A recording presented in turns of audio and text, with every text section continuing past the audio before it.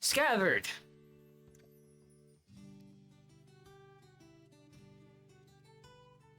Yes. Good boy. Picking up with Scabbard, the next morning comes and you've been basically briefed on the fact that you'll be taken to the public square, dunked into the tar of selection, and covered in feathers. And you will be walked through all of the Fey Court to be hit with brooms by children. This is insane. Let's do it. And he also gets to scare Mongo. Mongo and Nikolai, you're currently with the Smooth Brains. Oh yeah, we are. Making Mongo's still under the influence. You wake up, Mongo, and you're in a guest bed as disciples of the Chosen One. You are lavished in gifts and food and every accommodation, massages, pampering of all kinds, because you are devout followers of Scafford, the prophet. Oh, if only they knew the truth.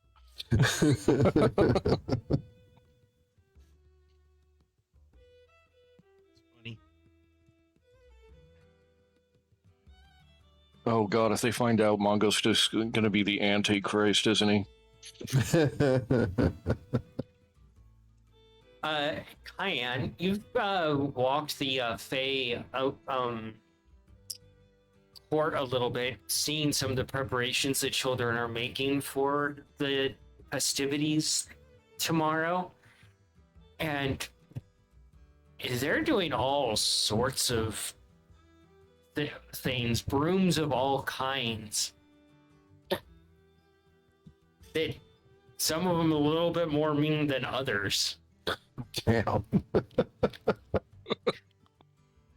One essentially looks like a rake that has been layered. Like shark teeth tongs? No, they're dull, but they are layered. Like tines and rows. I'm trying to get what you mean by layered. Like if you took a bunch of rakes and you set them on top of each other and you have all the different tines. Yeah, okay. Yeah. So in rows like shark teeth, okay. And you're just seeing like normal brooms, those chaotic evil brooms. You see like the little fae preparing little brooms that look like toothpicks.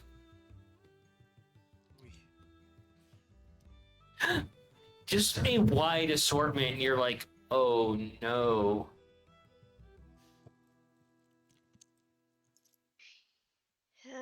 He is not going to have a fun time. And he volunteered himself for this.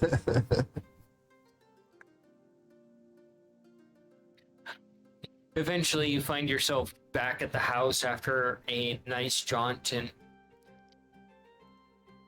you have a wreath upon your head that was given to you by a few Fae children as a gift. A feather crown, or a flower crown, essentially. Okay.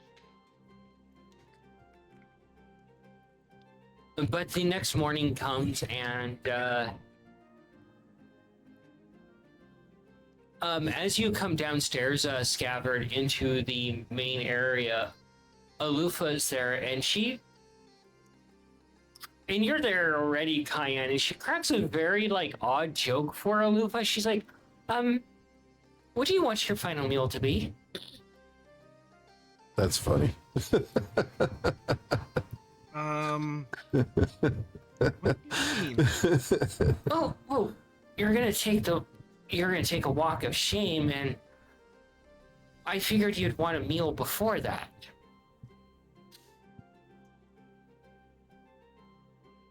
It sounds like it's gonna be absolutely terrible. It's gonna be very pleasant. Yeah, pleasant.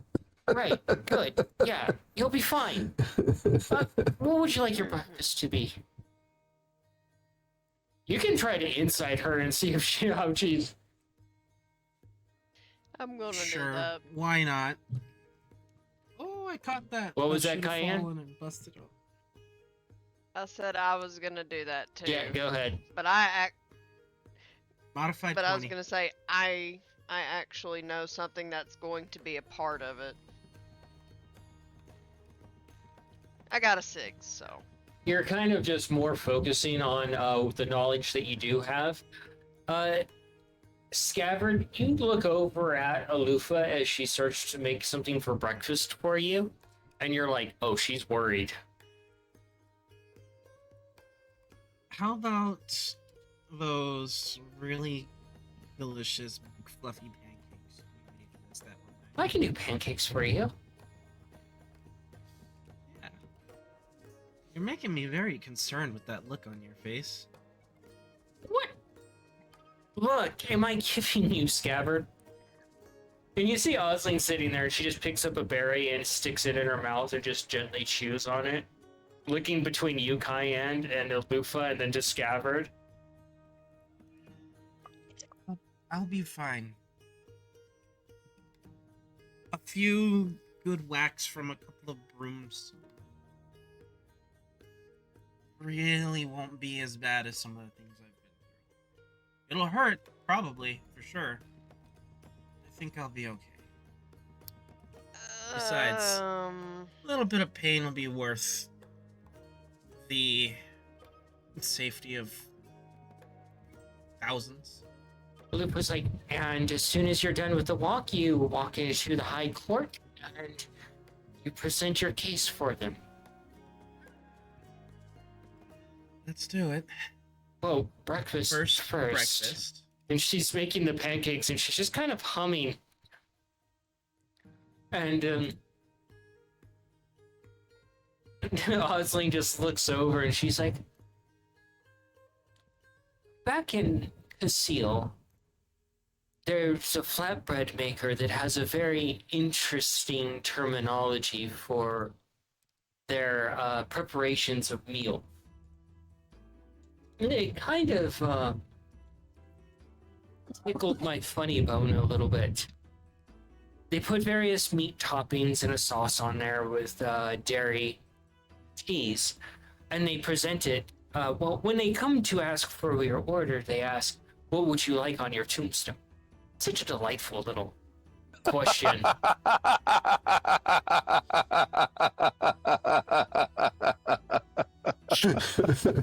Damn. If you're from the 90s, you'll get that one.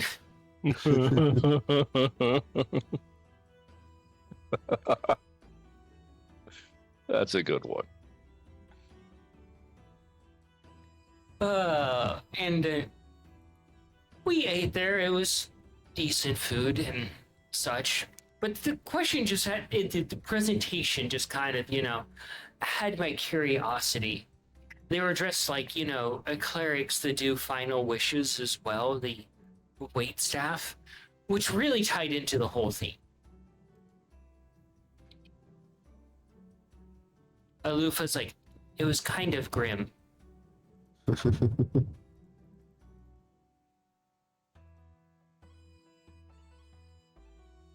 I don't know. It sounds kind of interesting to me. So the pancakes are made, Scabbard, and you are sitting there eating the really fluffy pancakes, and it is just dead silent. Only the sound of silverware. Cayenne, you're served blueberry pancakes to the brim. I could actually go for like blueberry pancakes or some kind of cookies right now. Ooh, blueberry pancakes with a raspberry jam on them and melted butter. Just go with more Fuck blueberries. yeah. Blueberry overload.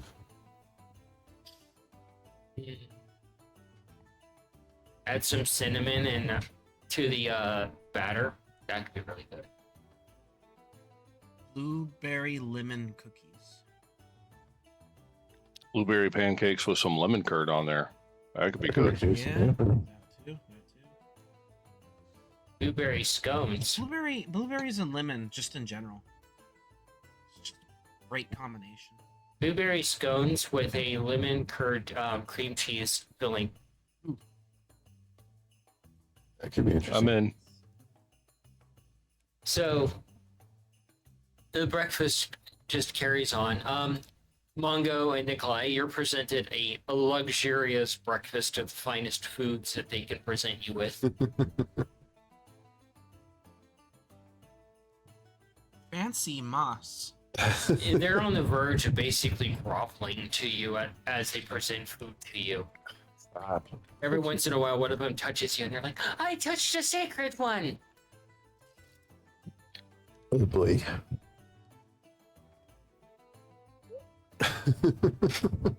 Okay, we're just normal folks. That's all. We just happen to.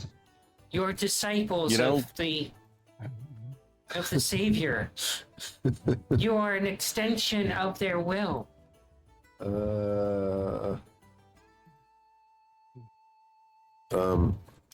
Anyways, let's get back to work, Margo. Are you gonna stay sober, bud? They follow after you like a steady I don't stream, know. observing everything you do, making notes of it. So remember your idea about what to do if these guys, if the cards come in and while we're here. I think it's a good idea. Should do it. Look, I'm having a real difficult time telling what was actual idea and what was me just being a sarcastic asshole. Well, we're doing both of them, so they're ideas. Fair enough. Unless you have a better idea. Because all We're my ideas building will a take a tunnel lot to of the- time. Bad critter in case they come. And then we're talking about cosplaying as one of them, also in case the bad people come. Yeah. So you have that spell prepared? So, like, worst case scenario, one of us got to dress up like Scav himself. These guys might mind that as blasphemous.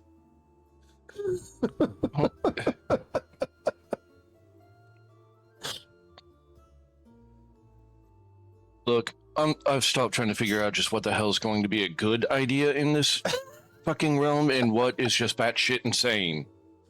Okay, I can't fucking think- tell anymore. I really can't.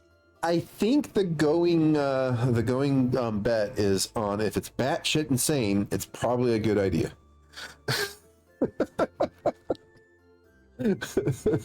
If you're trying to make me feel better, brother, you're not working.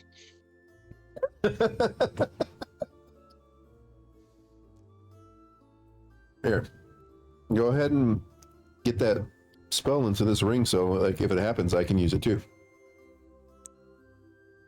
Handing you back your spell storage ring that I haven't officially given to you yet, because I haven't been able to use it yet for what I needed it for. Look, buddy, if you're planning on putting a ring on it, you're gonna have to have a long conversation with Coin.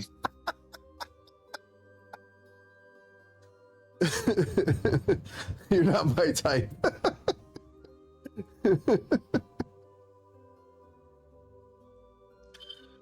Sorry, would you prefer your otter brother? No.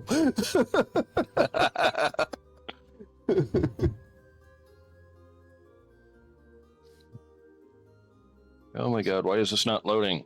I don't know. What'd you do? Okay, there we go.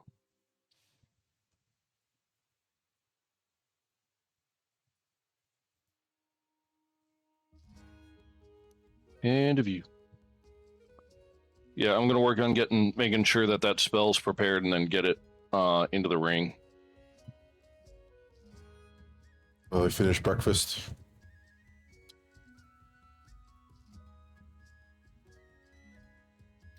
Do we have a solid plan on how to rebuild the tunnel yet?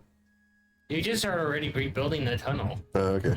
You've already been doing it. You're just that's what you spent most of yesterday and yesterday night doing, and Gotcha. and pretty soon you had the entire like swath of these guys helping you out Oh, good.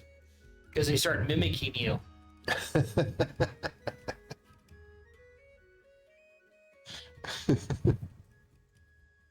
Fun.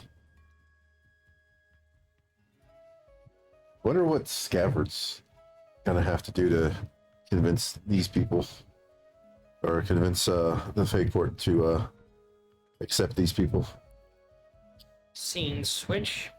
Breakfast comes to an end, Scabbard, and Alufa looks over at you, Cayenne, and she's like,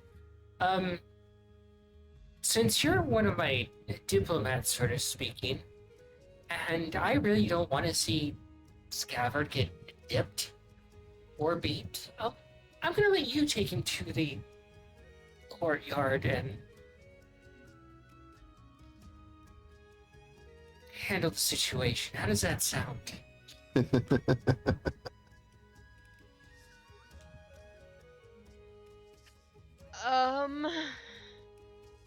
I mean, if you really don't want to do it, I'll do it. Oh, good, thank you. And she just hugs you gently. Thank you for volunteering.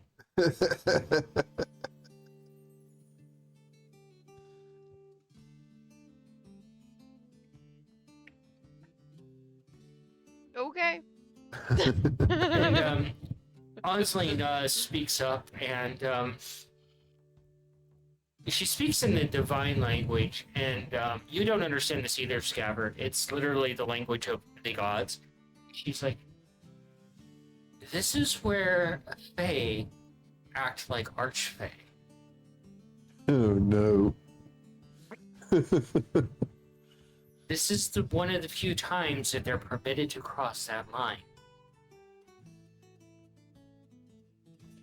Oh no.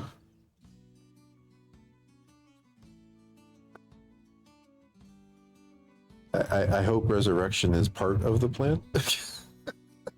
Or restoration is part of the plan. They're not. She's just simply.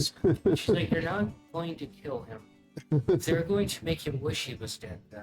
Oh wow.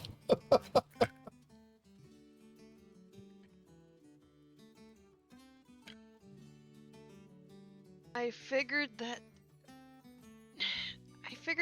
death wasn't on the table.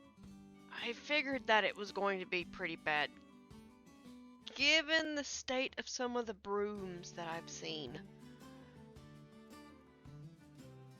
They all know, and they're allowing their children to prepare and get their cruelties out, so that they are innocent later.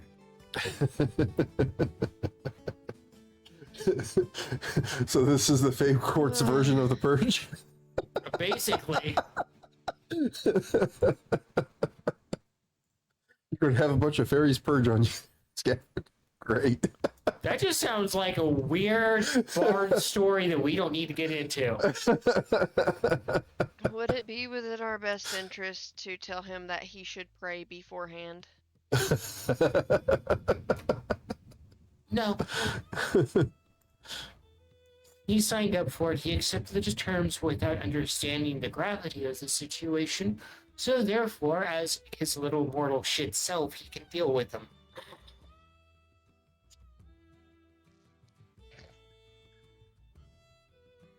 She pops another berry in her mouth at that comment.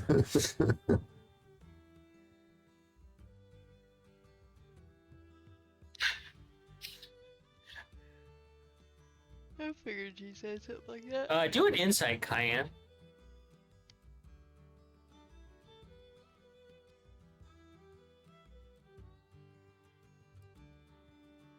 13. As this conversation goes on, you see Alufa kind of raise an eyebrow, like she catch what one of the words actually meant, but not. It's kind of like growing up around like another language, but you never really actually understand it. You just pick up a few words.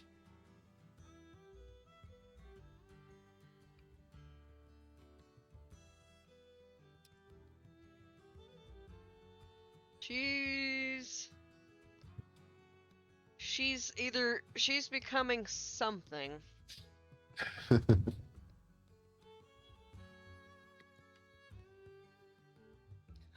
And Alufa looks over at you, Scabbard, and she's like, well, she gets up and goes to the main room, and she picks something up, and she holds out a rope in your size. You have to leave all of your gear here.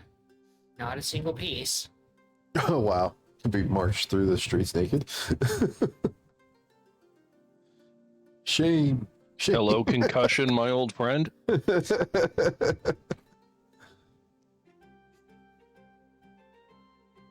You're muted, bud.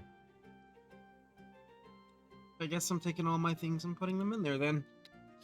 She hands you the robe, and she's like, I'm not looking at Scabbard naked.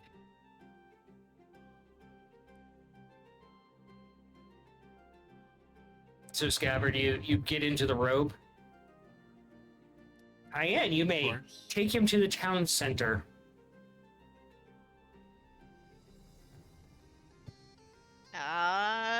I guess I will. Scabbard, as you're marched outside, you can hear the various delicate bells ringing throughout all of the Fey court. Almost kind of like a wildfire spreading throughout it as you start to hear almost like a cacophony of like chitters and laughter. The ambience changing as you hear Faye preparing for the festivities.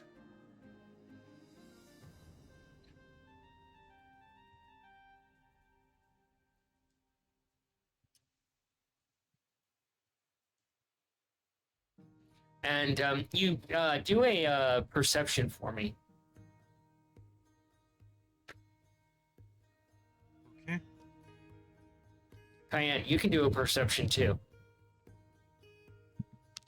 Holy shit, bud. Get a padded rolling section. I got a 1. 23. Scabbard, as you're walking, you see a few of the Fey children happily waiting for the events to start. And you spot one of the brooms that they're using, and it almost just... It is... The tines on the broom aren't made of, like, straw. They're thick, barbarous sticks. And you're now starting to realize the situation you're in. You see another Fae, and they're just kind of finishing up the touches on their broom. And they have a... The broom sweeps, and you can see, like, it's almost like hairs on it. And you're like, oh, that can't be good either. There's very few normal-looking brooms from the children, and you realize how much you've dug this hole. This is gonna suck. But necessary. And you get to the town center, and one of the Fae stands there, and they look towards you, and they're like, ah, the guest of honor has arrived.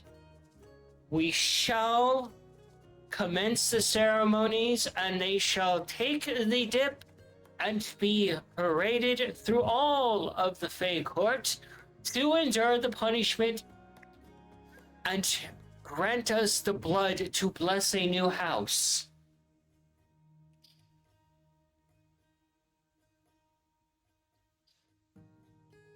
And you hear quite a few people cheering. The Fae, excited. You see steps going up into, like, this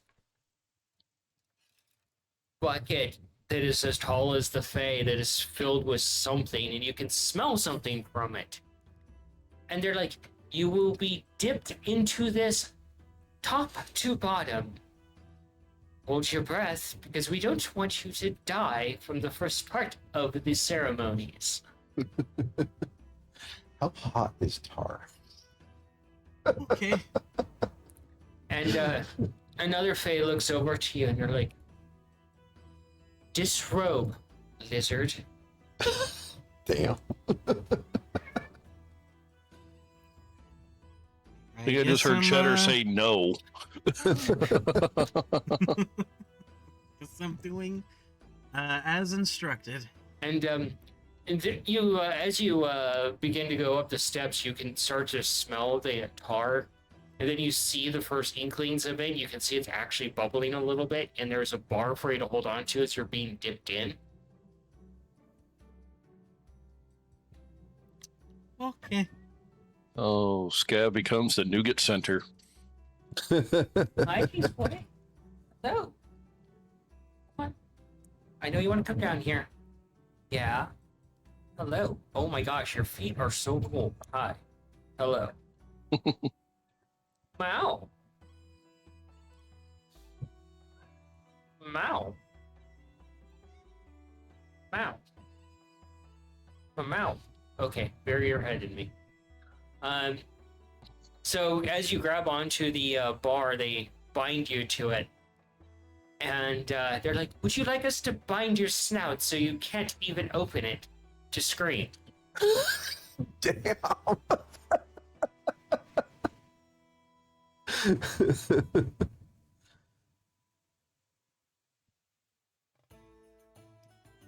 Any response to that, Scabbard? Just a little bit of very, very slight hesitation, but here we fucking go. Does Scabbard have resistance to the elements? Because even if they just use pine tar, that's going to be pretty hot. They bind your mouth shut, and then they dip you into this. And I need Quench you. everything. I need you to make a con save for me, there, Scab. To answer your question there, Nate, from earlier in the campaign, ever since he started turning red, he does have some heat and fire resistance according to DM. There you go. I have a cat laying on me that is making air biscuits. You said con? Yep. Oh, those are sharp. Those are. That is a 29. As you're dipped into it, you can just feel the inky black tar just coat every last bit of you. And as the sky disappears into nothingness as you close your eyes, you take 29 points of burning damage, and that is reduced due to your resistances. And you're pulled out, and you watch this Cayenne as he's pulled out, and he's just covered in it, and you can smell cooked lizard mixed with tar. And they set you on the ground, and they unbind you, and you can now open your mouth, and it's like long strings of tar between your upper mouth and lower mouth.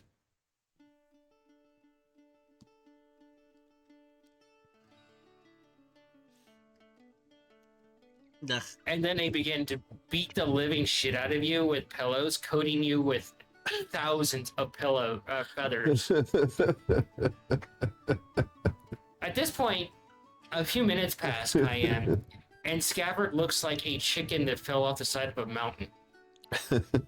Not a single inkling of tar can be seen with how many feathers are coating him. Terrifying. Fun. Hey, bud. Comfy? You're awfully making a lot of biscuits there.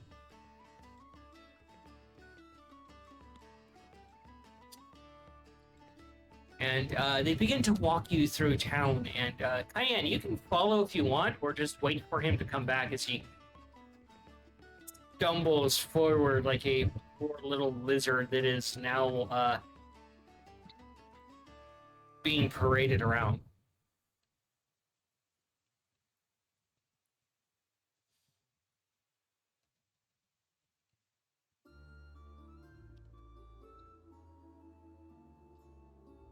I guess I'm just leading Scav. All right. It's like the most demented version of Trick or Treat. You go from house to house. And if they the ones with children, The children just get to wail on him for like 10 seconds, and then you go to the next house, and it keeps going and going.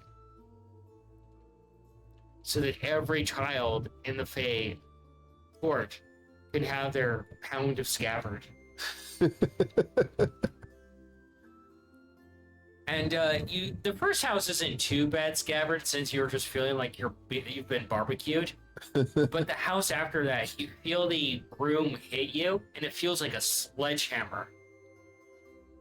And you see it clearly, Cayenne, and Scabbard not so much, is that the broom that this one Fey child is using, the tines on it are made of like very thin metal wire.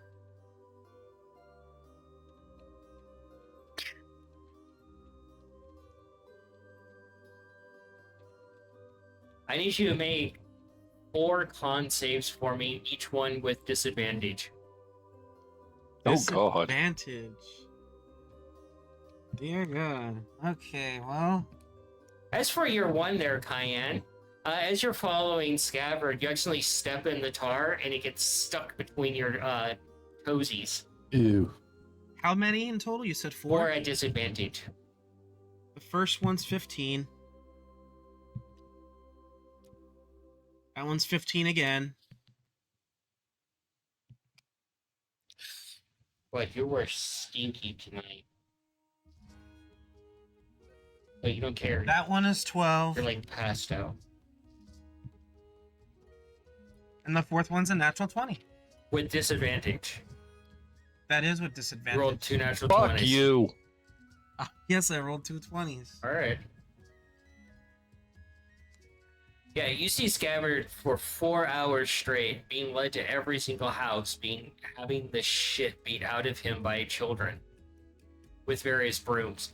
And one child even breaks the broom on Scabbard's neck. Oh, shit. Jeez. 15, 15, 12, 20. I don't think Scav is gonna be walking by the end of this. I think it's gonna be Cayenne literally just dragging him at the end. No, maybe. He has been through worse. He has literally died. This is rough. But it's definitely not the worst he's been through. Yet. Meanwhile, you guys are happily working on a tunnel and completely oblivious to the absolute torture fest that Scabbard is going through. Suppose at some point in time, Mongo would at least like look up and see if there's any of these little kobolds that are a little more arcane in nature. None of them are really showing admiration for magic. They're all just kind of like, basic little dudes. You've taken 50 points of bludgeoning damage from the various children at this point. You're muted, bud. There we go. Has that already been reduced, or Hey, Mr. Cheese. He doesn't have anything just to What you doing, boo-boo? prevent the bludgeoning damage.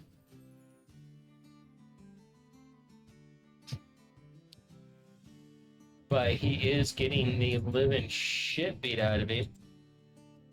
If he was falling through a tree or bushes, he might have a little bit of resistance. High or low, Scabbard? Let's go high. I've rolled a 1. Cayenne, as you're walking with Scabbard and he's kind of stumbling, you get to one of the last houses, and you fear for your brother's life at this house. Oh, no. While they're not one of the, named houses, they're one of the just a normal. There's plenty of normal houses here. You see the motherly tree present her children, Oh, they're no. simply using their own branches.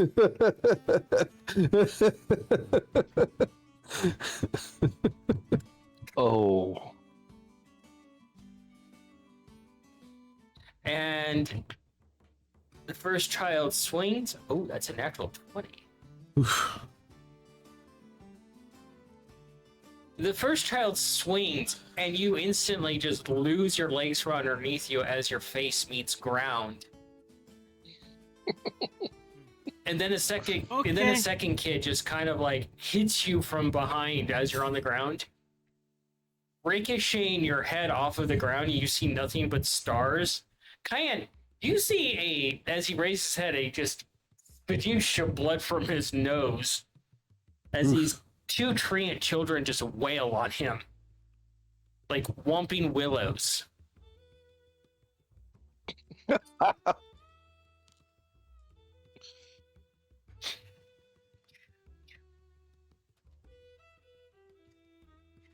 And as you're laying there, Scabbard, you finally hear the relief as the member of the court says, "Your time has expired," and you hear one of the children treants.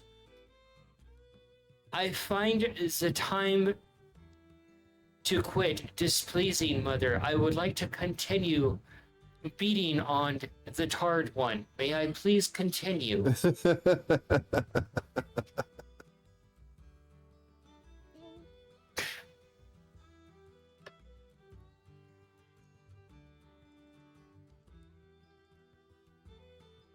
Scabbard, you've taken 19 more points of damage from those whomping willow children. Oh, jeez. Jeez. God. I'm still standing better than I ever did. And you finally Looking like a true survivor. get back to the town square with your No, sister. no, you can't roll my dice, kitty cat. And you're barely standing there, leaving a trail of tar, blood, feathers. And these two Fae come to you, and they begin just ripping the tar off of you, Ooh. and almost like just ripping duct tape off of you. Oh.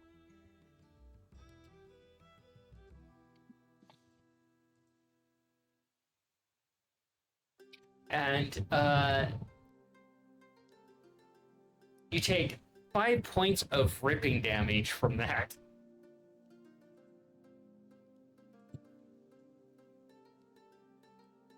Ow. That does sound quite painful. And then they are polite enough to use a greater restoration on you, but leave you at your hit points diminished. But physically, you're recovered. Oh. But everything hurts. The pain has not diminished, the hit point loss has not diminished, but physically, you're in one piece. On a scale of 0 to 108, I would say I'm at a 5. And you see the members who have been selected for the house to lead the house, the smooth-brained kobolds, the sparkle bolts, are now present as you're headed into the actual court to plead your case. And you stand before the other houses, including Lufa. You see her there, naked, afraid, beat, violated even by many Fey children. And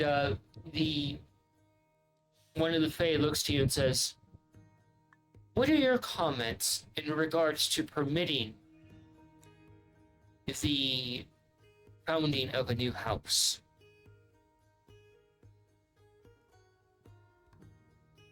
So who are they? Are they asking Scab? Are they asking me? Yes. Oh. It'll be beneficial for everybody. It takes power away from the Red Queen and provides a new ally for the city. One of the other house members speaks up. "They're already a part of our city. They're already integrated and they're already useful. In what defense do you give on their elevation to an official house and not just simply servants?" Well, for one, it provides even, I would say it provides an even better terms for not only the city, but those involved as well. And as I said before, it takes power away from the Red Queen, who, if she so wanted, would definitely become a threat to each and every single individual in this city. Cayenne, as you're sitting there trying to get the tar off your foot, trying to be nondescript about it, you look over and you are looking at Scabbard standing before these podiums that are above, looking down at him, each one with their house lead at it. You can see that there's still like a little piece of tar on the top of Scabbard's head with one big bolt feather there that they had missed. That's funny. And it's just kind of like occasionally bobbing around as he moves his head.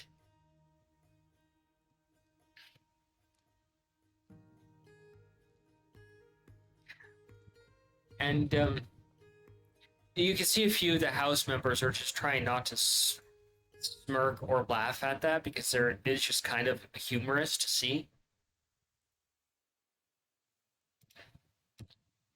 And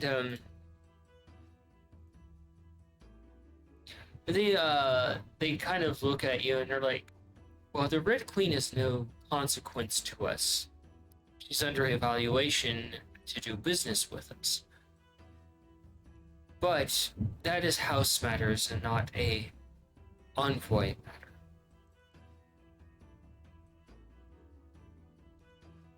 We will take your comments into consideration and make our final choices. You may leave. That was quick. I don't know if that's good. And Scabbard, as you turn and head out, Cayenne, you can mention the feather on his head as he heads out. That's kind of bobbing up and down with his walk.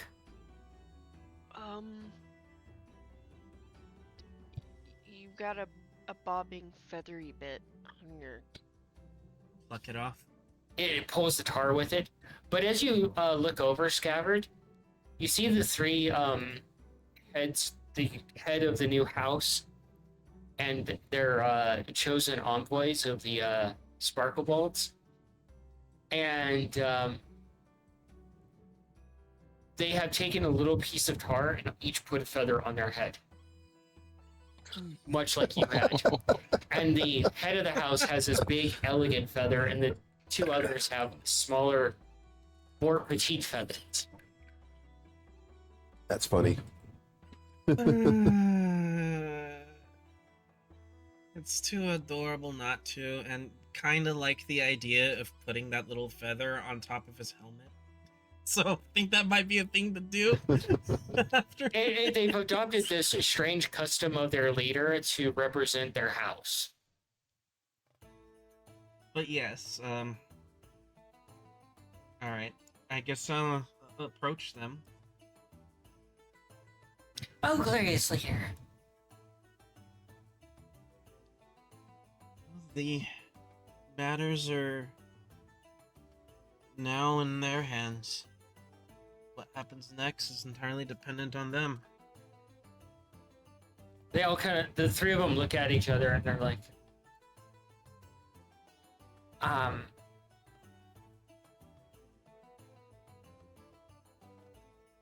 they just kind of look at each other and they don't know how to respond. They don't, and Cayenne, as a deific being, you realize they have questions at this point, finally.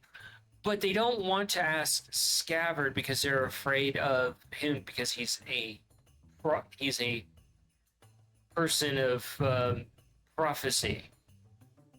And they don't want to upset the prophet, the chosen one.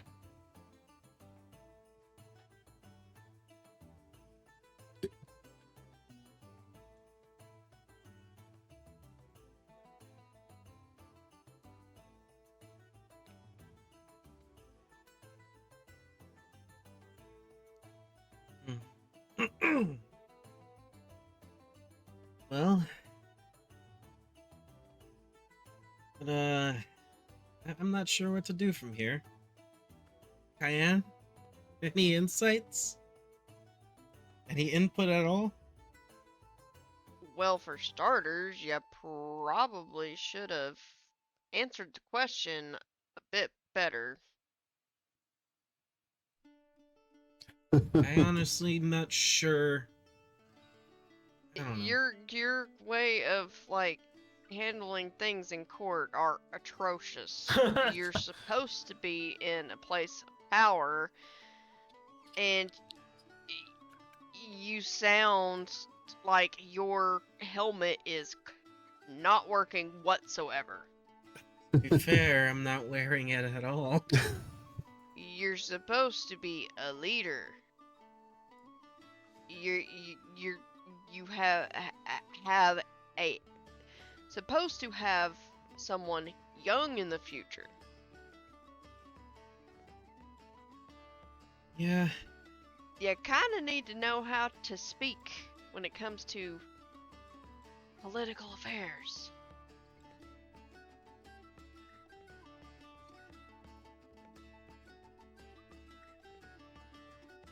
you're not wrong.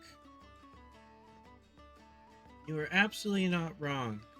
You probably should have told them, instead of saying that it would take power away from the Red Queen.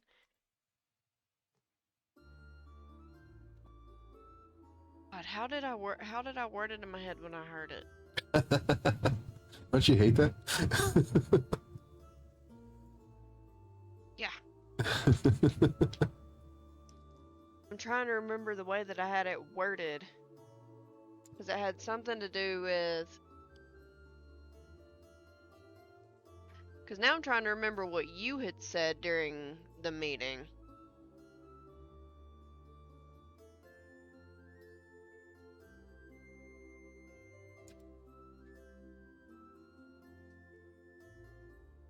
Because you mentioned something about taking power away from... Oh, now I remember. You should have mentioned something to the effect of, if they're made their own house, they can testify in court as to why becoming allies and welcoming trade with the Red Queen is such a terrible idea. And if you are to cut out any kind of trade agreement with her, you cut off any kind of resources that she so wants, then she gets desperate, and then she will be forced to change her behavior, and or forced into a war.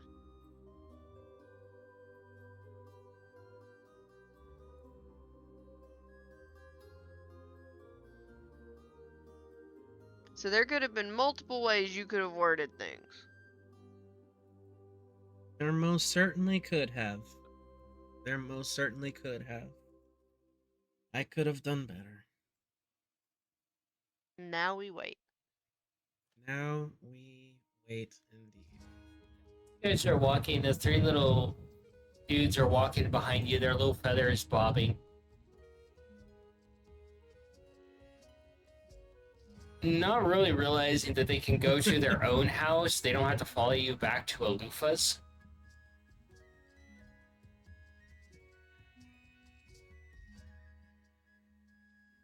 Alright? I'm looking at Scab. You know, This is you don't all you, buddy. you don't have to follow us everywhere we go. You have your own home. They all kind of look at each other like, is that the will of our glorious leader? Let me ask you a question. Okay. What is it that you want? We want to serve the prophecy as best as we can. Okay, do you have any questions for myself or my sister? Guide us, glorious leader. We don't know what any of this means. Buddy, I don't think I'm part of the prophecy at all. No, but you are a divine being. They all immediately look at you, Cayenne. What do I remember the rules about? Actually, didn't I just parade him through town? Can't I just choke him? Yes, you could choke your lizard. Terrible choice of words. That's probably why she said it.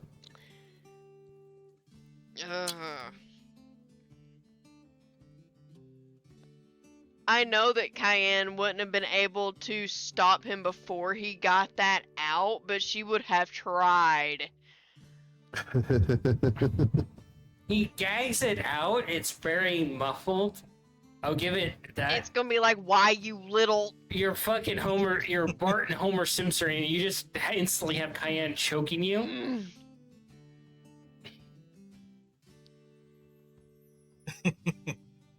Worth it. You forget why we fucking are, you motherfucker! Oh, you stupid fucking lizard!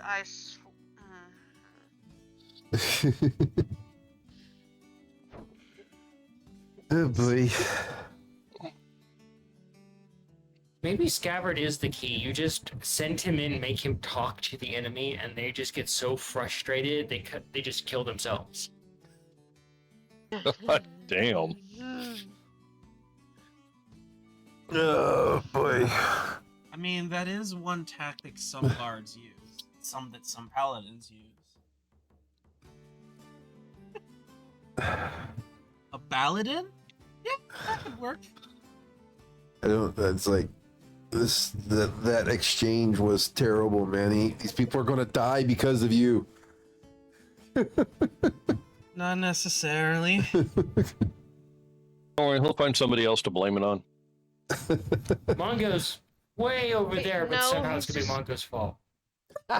He's just gotta somehow figure out if him freeing them in court was the fulfilling of the prophecy or not. Well, we won't know until things actually settle. That was just the player just talking to talk. That was not Cayenne saying this. Oh That boy. was just babble. Catastrophe, Manny. You've done a catastrophe. Oh man. What are you two doing? Still working on the tunnel as Yeah. these little guys help you? Yeah, that's about all there is to Yeah. do right now. Yeah, you get the tunnel completed as best as you can, and they're just all there in the tunnel with you, basically making this very uncomfortable because they're waiting for your next command or something to follow to do. Constantly checking if you need water or a break or a massage or food. You know. Is this obvious to us? It's smotheringly bad. Okay. I think we should practice the drill, Mongo, to make sure that they know to go hide here. Wait, Because we were supposed to make the tunnel for them to hide in. I thought we were directing like the opening to the bad cave. Yes. Which means there's another part of the cave that is not bad where they would be safe in, right? I thought they were just going to hide in their homes. What are their, yeah, I guess that's a detail we need to ask. What are their living conditions in here? To give you a fair idea of how these guys live, it's basically a big giant cave, and they just have makeshift beds on the ground. Okay. It's a big communal cave. And they point in the bad hole that you guys are about to break into and finish making the tunnel. They're like, giant worm. Oh. purple. Oh. Alrighty. I hear some people are supposed to run away from those, but don't. Yeah. It's a giant purple worm. Do we have any familiarity with those phrases? No, because you don't have a druid available. or druid not found. Okay, so I guess get them to move all their stuff out of this common area into the other common area. All right. That would be my guess.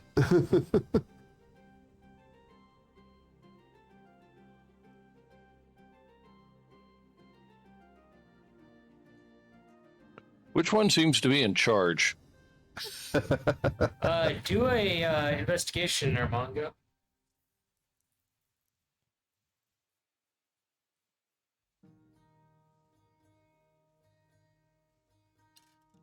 Presumably one of the four elders we were talking to earlier. The other three elders are back in the city. Blackjack. You look around, Mongo, and you see one wearing an actual hat. None of the other ones are wearing a hat. It's kind of like a headdress. And you, since you're constantly using comprehend language right now to be able to communicate with these little guys, that's an assumption on my part. Ritual as soon as as soon as one runs out, Yeah. bring it right back up. Oddly enough, in their language, it says "I'm currently in charge" on the hat. A little tag. It says PIC on the hat, basically. Person in charge. That's funny.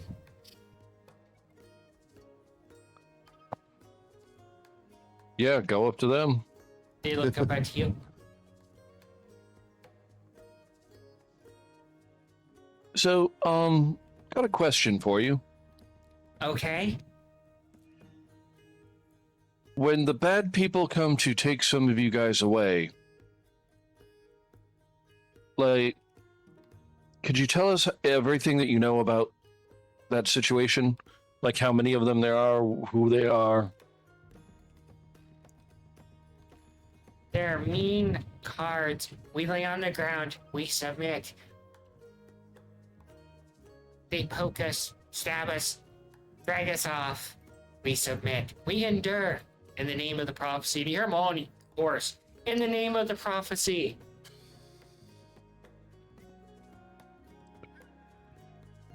Do they announce their presence, that they're coming in any way, shape, or form, or do they just kind of show up? I do believe they just show up. Would any of you be able to identify them ahead of time? The elder looks over at you. They're not hard to miss. They don't look like us. Okay. So is there someone that you would have confidence in that could, or a group of you that have confidence that could be outside of your home here and, you know, be a lookout and to be able to come back in and just tell us when they see him? Like, You see the elder look over and they talk to one of the other ones. The disciples are wise. Perhaps if we sacrifice some of our own, they will not take the many. No sacrificing.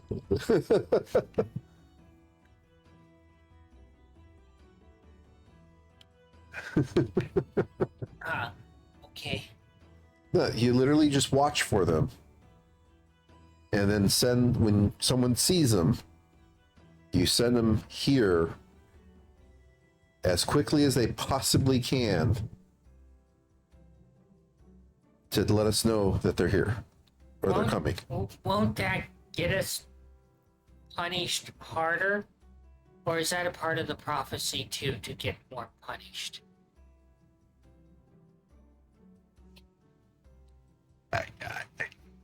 The goal that I think me and my brother have here is to prevent you from being punished. They pull out a piece of parchment and they start looking over it. You can see this is a very old piece of parchment, Mungo. They're like,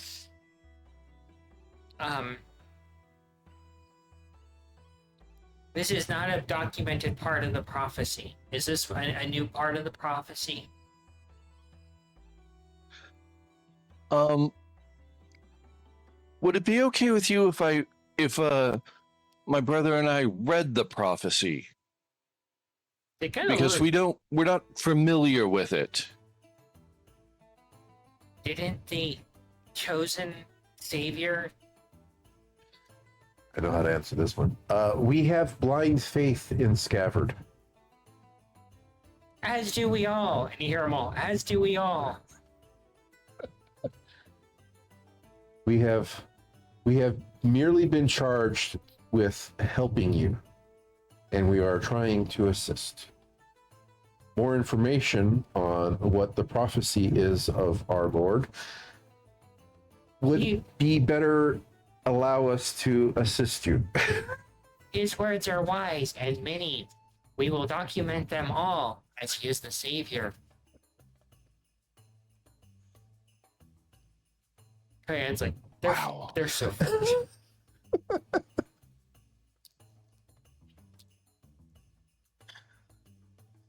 So we're allowed to review the prophecy? You are his most direct disciples. Why would you not be allowed to review the prophecy? Thank you kindly. He has touched you Wanna with his check? grace. He has spoken many words to you of wisdom. Start reading whatever the fuck they have written. Yep. You guys look at the prophecy, and it's actually very well documented that they were essentially... It becomes more simple over time. That the first part of the actual prophecy does speak of, an endurance of the great purge of Bahamut and disregarding their kin. But their god endured, which is Isala, and stated that someone of Scabbard's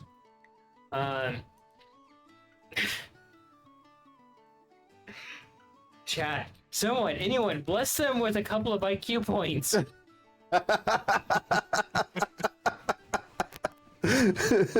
Get Jewel down here for a couple. The prophecy states essentially directly from Isala that someone that fits Scabbard's description perfectly would someday appear and give them guidance to a promised land or salvation. And then it starts to get a little bit more simple about we must endure and survive and carry on the prophecy, but keep Isala secret as she is sacred. And that her disciple will come at some point to rescue them all, no matter how many numbers they lose. There will be at least one of them that survives to fulfill the prophecy. But it kind of eventually waters down to blind devotion to this prophecy, even to a point where they are still worshiping Isala. It's diluted into more of the prophecy and waiting for the person of description of Scabbard to show up and lead them. Oh, okay. So anybody could have shown up if they knew what the prophecy was and manipulated these taking lizards. Control of these. Jeez.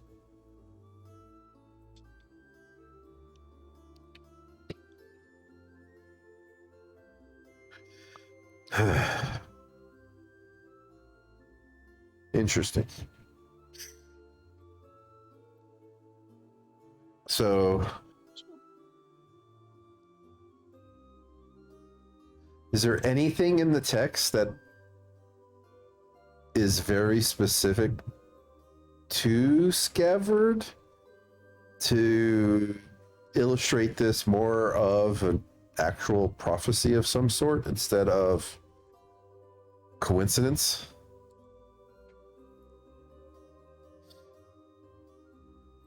It more or less states that a lizard folk of their stature, made of ruby, would show up at some point to guide them to a promised land or to safety. To hand in hand teach them a proper future.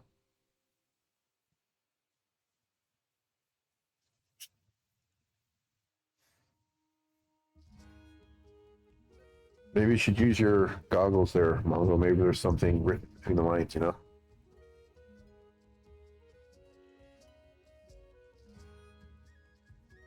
Oh, this is going to get blinding.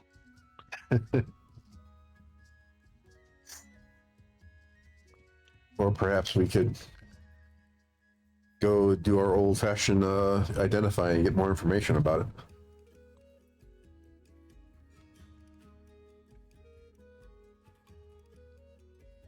Ask the one in charge. So just out of curiosity, if the cards come out to well, start taking you away again, is there anything stopping you guys from curling up and enduring, but like elsewhere? They kind of look at you dumbfounded, and they're like, and they just lay on the ground like elsewhere. Okay. Okay. And all the other ones lay on the ground in a very submissive way. Oh boy. Okay, so I think we'll be able to convince him to go hide on the other side of the wall that we built. You've got more faith than I do, brother. Okay. Okay, so go over to the one in charge again. It's like, okay, up. So, like if one of the the bad guys start coming down the tunnel, would you guys be able to and like literally walk him over somewhere else? Would you guys be able to endure somewhere, like move and then endure where they can't see you?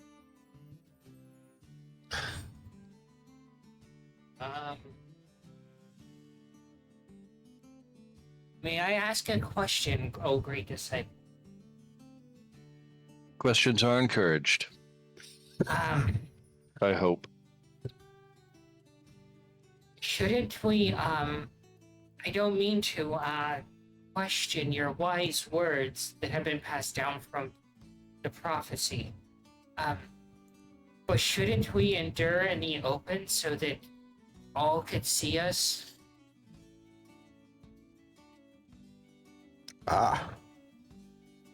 Good question. If I may, Well, Mongo. That is an excellent question. Incoming bullshit. The shit. What was the name again? Sala. The god Asala, no matter where you're at, can always tell where you are.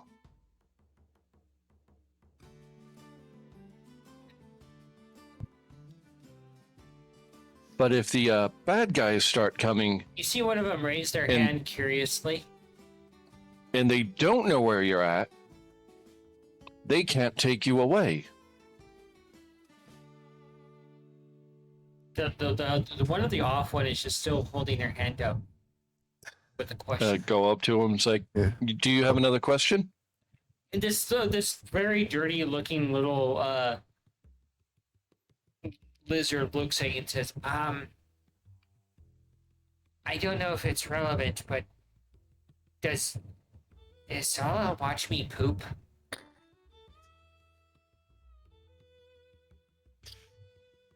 I think Masala would know to give you privacy in a case like that. Okay, good, because I have performance anxiety when pooping.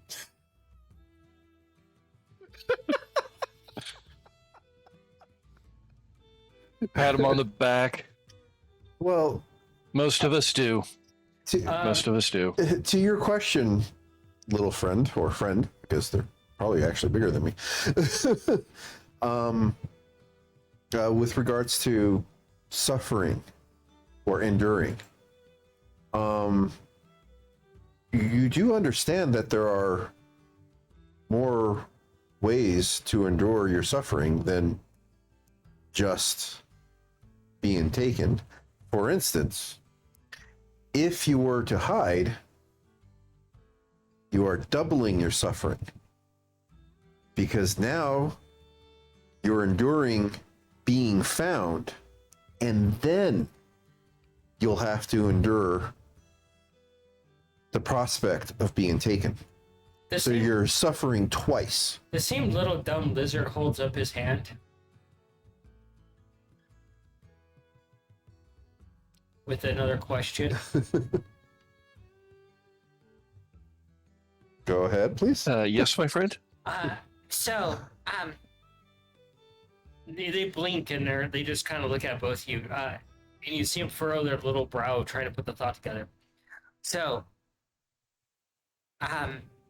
if I hold my poop inside me and I hide, does that mean that I am super enduring?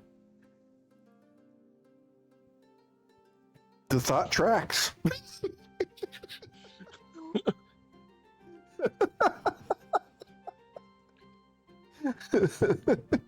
Tom is just broken at this point. Fuck it. Have you guys ever considered throwing your poop at the bad guys? They all look at each other very confused by that. What the hell are we getting? Nicola, can you do a twister for me? Okay. I need to roll dice right now. My brain is too going to. My brain is getting fucking fried here, man. You're so stupid. Oh god, it's like dealing with some of my coworkers. That would be a modified 20. As you're listening to this dumbass conversation happening, like you look over the parchment and you look at the earliest parts of it, you do come across this.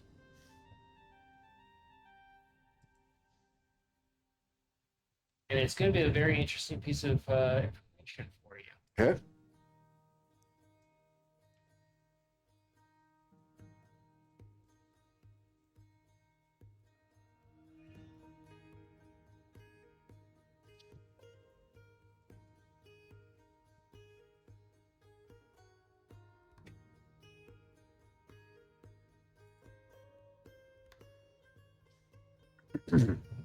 How do they dress? For the most part, they're all completely naked. The only one that's wearing anything is the leadership. And the ones that are headed to the city will put on garments that are for the city. Oh, that's interesting. Okay, how's the, I guess the floor of the cave look? Dirt. Rocks. Dirt rocks. How big are some of these rocks? Some of the rocks are bigger than you, Mongo. So some of them presumably are bigger or the same size as our little kobold friends. Yep. Okay. All right, so here's another idea. Nikolai, do you think you might be able to, I don't know, whip up a couple of cloaks or something that, you know, when they drop to the ground, they cover themselves in cloak to look like a rock?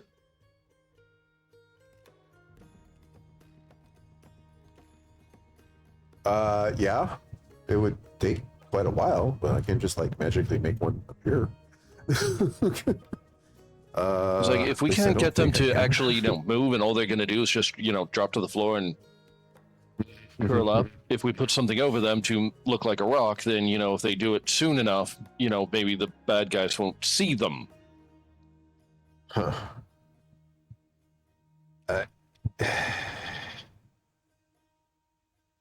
Yeah, I don't know that I have. I mean, yeah, that is something that I would take me at least a day with perfect supplies to be able to do for one.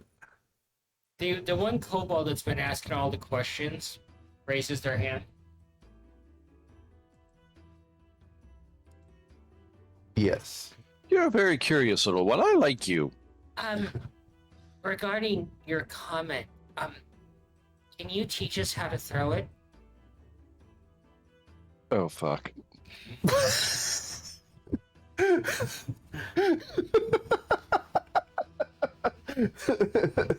That's your bed there, Mongo. I am not gonna. You made that bed. You got to sleep in that one. Look, a few bad guys come back with pink eye. I think a few of them are going to fucking start reassessing one or two things, all right? That's just me. I'm going to look something up real quick. Switching back over to Mongo or Gavard and Cayenne. Cayenne, do you head back to Alufa's house and just leave Scabbard to deal with his own mess at this point? Or do you have pity on these poor little shits? Great choice of words. Well, we would have needed to go back to the house because with his hit points being as low as they are, he is he's kind of useless when it comes to convincing these little guys to go to their own house that they have now. That's going to require a lot of moving and a lot of effort, and he needs rest. So Yeah. house. They just kind of follow after you like little lost puppies. Hey, Scav, this would be a good time to interject and tell them to go to their own home and start getting comfortable with it. Yep. Matter of fact, I'll actually take them there directly. All right. You see, Scav actually growing a spine and taking them to their home. I'm staying close by because if they actually stay at said home, I don't need him falling over or anyone getting vengeful and wanting to be like, oh, there's the target again. You take them to the house where you found Mongo. Kind of a weird, eerie return to this place, but they stand with you, Scabbard, and they look at you as you head up the steps into the home, and they follow after you, and just awaiting instructions. This is your new home. This is where you and all the others can actually stay now. You no longer need to stay in that cave if you don't want to. This is a safer place. It's a place where you can stay without having to worry about the need to endure whenever the cards come around, because they won't bother you here. Cayenne, you see one of the most depressing things you've ever seen in your life next to the cow dying. One of them picks up a piece of torn off burlap, and they rub their little paw across it, and they're like, it's such a luxurious material.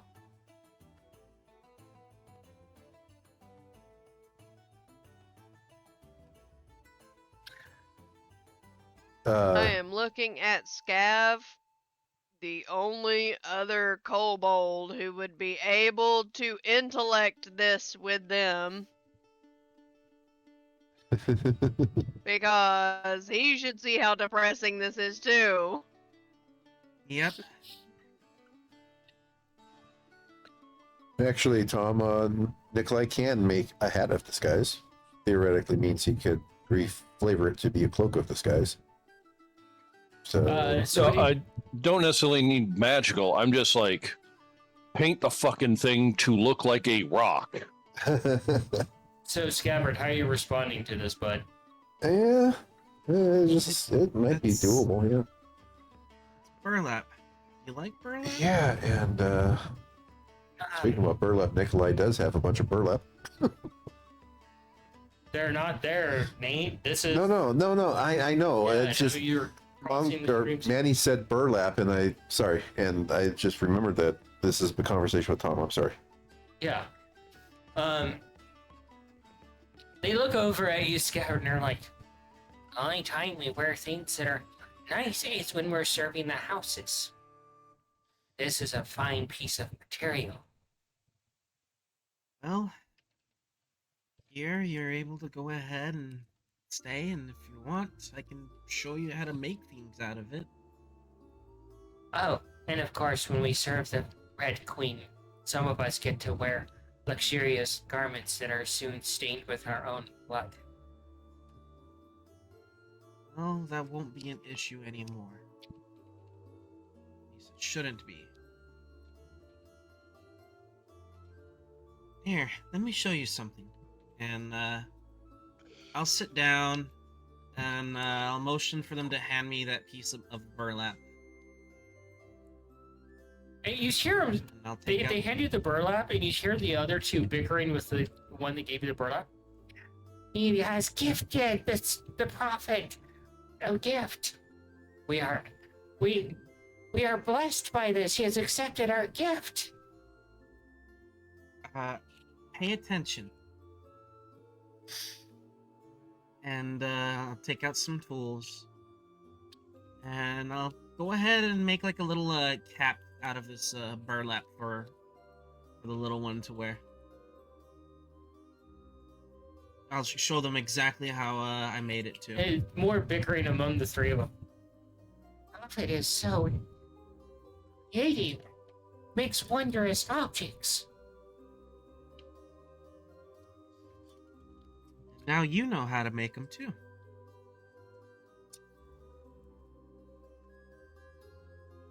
They're just like little sponges.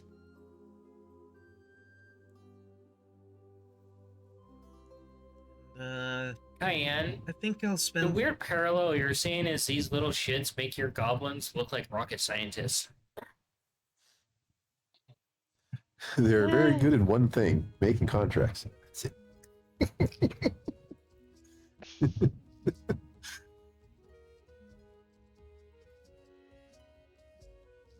They're very good bureaucrats. Anything outside of that, they're useless. I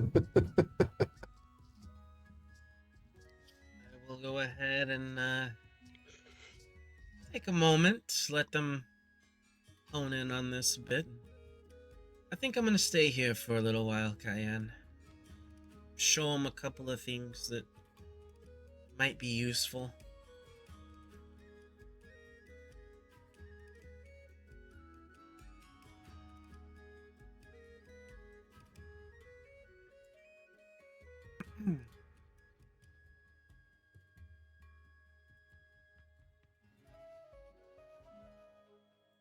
I'll make sure to have some food sitting here. I'll stop back by the time when it comes dinner time. Okay. I guess in the meantime, we can consider potentially getting ready to have them come here if they're ready to do so. But for the most part, welcome to your new home. Cayenne. And he decides to make random noises. So, Cayenne, you head back to the house by yourself, back to Olufa and Osling's house. When you get there, do a deity logic for me.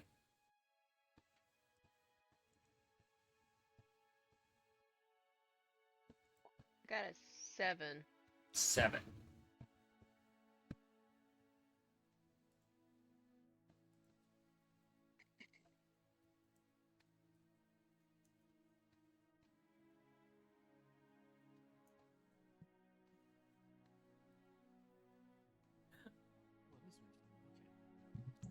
wondering where the hell that noise is coming from. I'm sorry. So, I sent you a message, Cayenne. So the brothers, as you're in the cave, with these not so bright guys and girls, Potential poo-flinging kobolds. they have asked for instructions.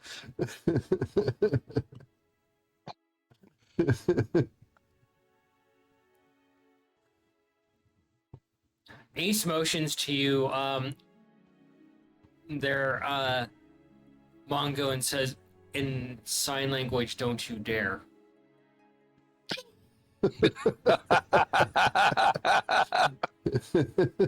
He motions again that he will punch you as hard as possible. Okay. It was more sarcasm than anything. And you see Ace just kind of frantically sign and just motion to them. That essentially, in at least Ace's book, you found something dumber than Scabbard.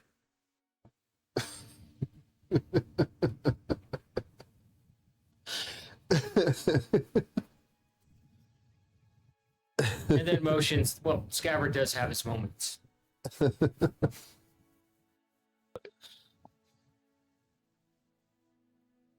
Everybody's got something that they're good at. We just need to figure out where their talents lie. So, Mongo, I've been thinking about your idea there. I think Ace mentioned how the flinging of excrement is a no-fly zone. no. Well, I mean, if you fling it properly, it is kind of flying, right? No. Your cloak thing. I was thinking bigger. I'm sorry. Yeah, I could definitely, because I have that. Remember that wagon we used in the ever burning or burning temperament. We've gone through a few of them. Yeah, it's true. We do have a tendency of going through wagons, Mongo. That is entirely true. Yeah, every time we leave the house, we're going to destroy a wagon and leave a crater. But I don't see any wagons here, so I'm getting a little nervous. but I have a whole wagon cover worth of burlap. So, as well as these guys pick up, like, mimicking the things we're doing to help, I'm pretty sure we can easily make them rock disguising cloaks. Sec, I gotta move a cat. So Now, yeah, that'll probably work.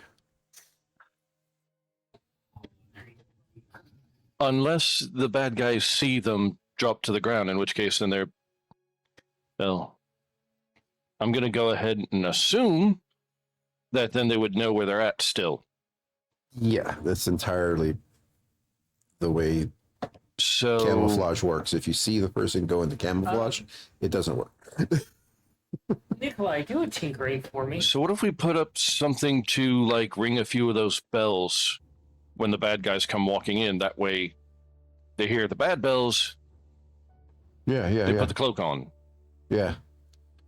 So there would be a... That one might take a little bit longer for you 23. to rig up, but I'm pretty sure you could get some kind of like a pressure plate here and there. What was that? And then we just, Nikolai? tell them to don't step on that spot. 23.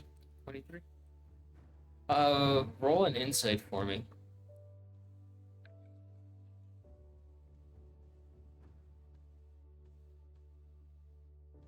It'd be a 16.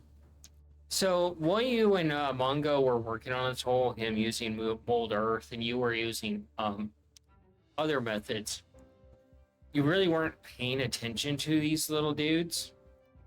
And as Mongo is talking, you kind of just nod, like kind of in agreement, like uh-huh. But you're watching one of these like little duders approach a rock to make the tunnel more of a tunnel, and sees this rock as an obstacle. and begin to punch it, and you start to see cracks eventually start to form.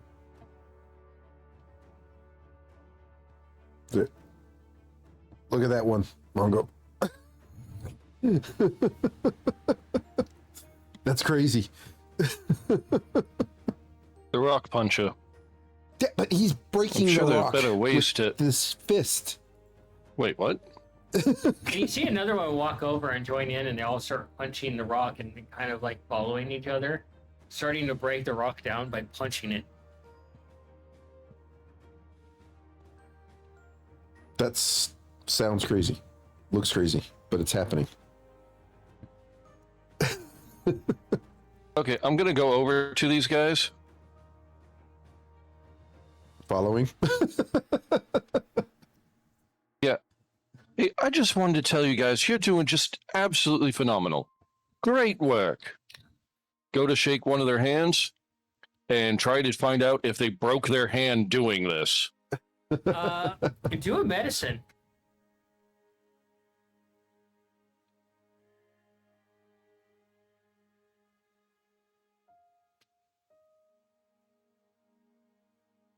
I'm gonna see what he rolls for medicine. This should be interesting.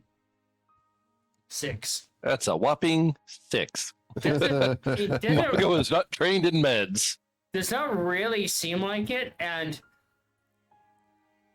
they're all kind of like the ones that are attacking the rock are kind of like frothing at the mouth with a certain level of anger as they're beating this rock into pieces. And you can see chunks of rock coming off from a few of them punching it.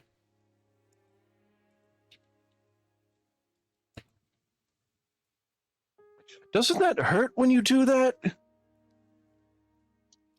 One of them, the eldest one that you've been talking to, walks over and says, "No,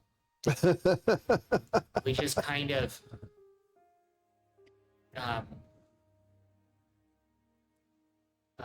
rage, anger, Endure. and punch.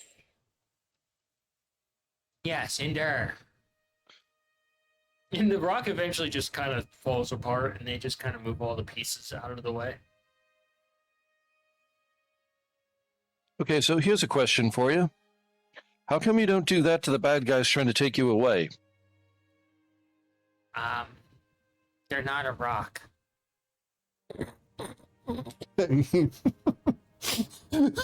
True. But if you did that to the bad guys, treated them like they were one of the rocks that you were trying to, make into smaller ones, most of them would probably rethink their life choices. They look at you very bluntly, and they're not a rock. Okay. I think. What if you pretended they were? What is pretend? Okay. Is that another part of the prophecy? Maybe. Remember, my friend, your goal is to endure for Asala's grace, right? Uh-huh. Okay. So, like, enduring the terrors of being found when you're hiding, and then enduring the terrors of being taken when you're found. Well, what if those that, I don't know, maybe defend back, they endure the trials and tortures of failing the fight and being taken as well. What? So, like, if you endure the fear of being found while hiding, and then if you're found, you try your hardest to not be taken by fighting back, and if you fail, you've endured, and then you're also enduring being taken. So you're enduring 3 times in the grace of Asala. There's just a blank stare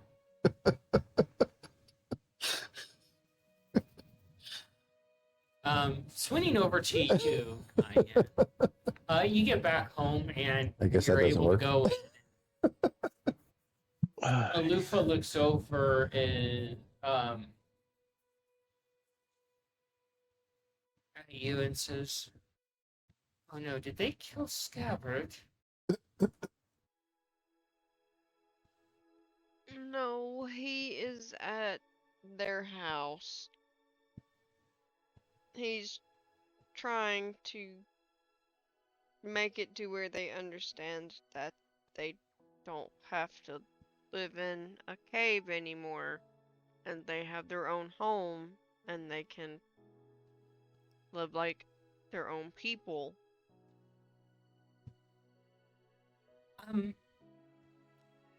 You know that I'm forgetful of things, right? Mm-hmm. I forgot to tell you guys something.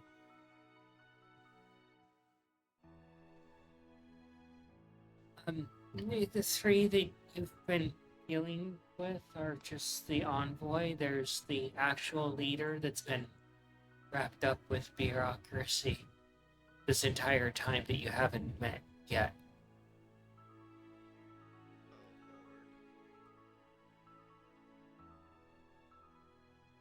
I will have to escort them to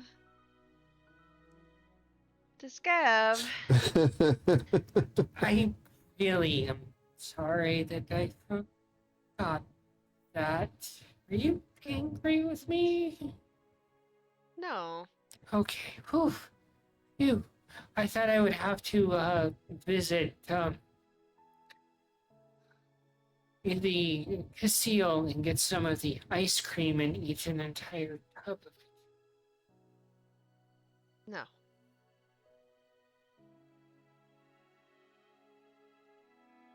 Oh, your sister introduced me to things called peppers. And I like mixing peppers with sweet stuff. It makes the My tongue dad dance. My dad actually used to eat dark chocolate chili. So, funny story, once upon a time, we actually, it was years ago, in downtown Tempe, there was a really good ice cream place before they kind of, yeah, not gonna get to things like that. They did a ghost pepper ice cream. Oh yeah, And it was actually really good, but you couldn't eat a lot of it because it was spicy. it counteracted the cooling effect of the ice cream and started burning the shit out of your mouth. Like it was a smoky, fruity type of dark chocolate ice cream.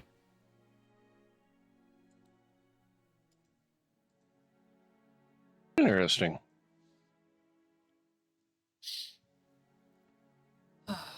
Alufa just kind of looks at you. So, what is your plan for the rest of the evening?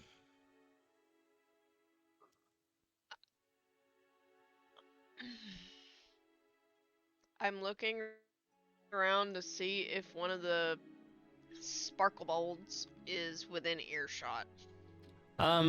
Since you're at Alufa's home, none of them are. Okay. The sparkly lizards are so forgetful. It's so smooth of thinking that they just don't seem to grasp like the most simple of concepts. I don't understand. Alufa just kind of looks over. I was like that once. Like, I think I may have to speak to who they pray to see if I can get, I don't know, an instruction manual. You know, your sister says the same to deliver thing. to Scav. Your Do what? your sister does the same thing regarding her deity things. She doesn't talk about it, she just kind of puts on a brave face and just does things. Because,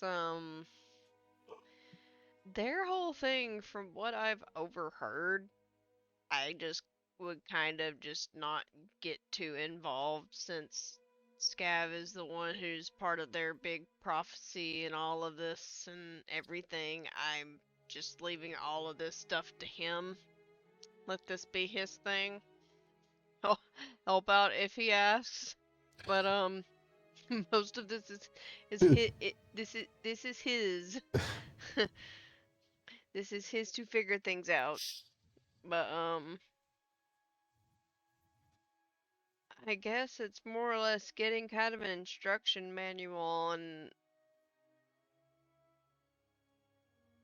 like I guess learning who this deity is like down to the brass tacks just so I can actually in a more simplified definition explain it to Scav so he can actually better guide these little guys, especially since he's going to need to meet their actual leader.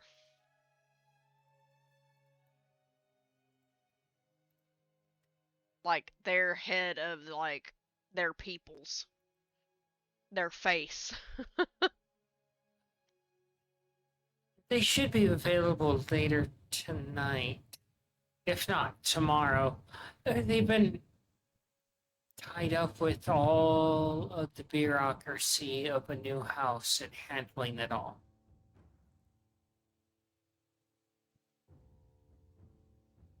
I hope they remember most. If not, or actually, no, I take that back. I hope they remember all of it. She just kind of smiles a little bit. She's like, you can use the enchantment room to try to reach out to this god.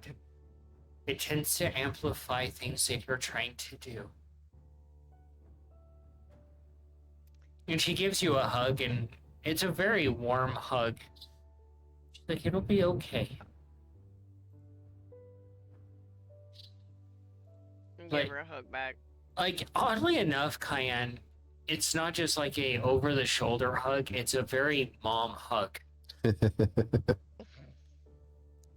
That kind of hug that a mom gives you to let you know everything is going to be okay.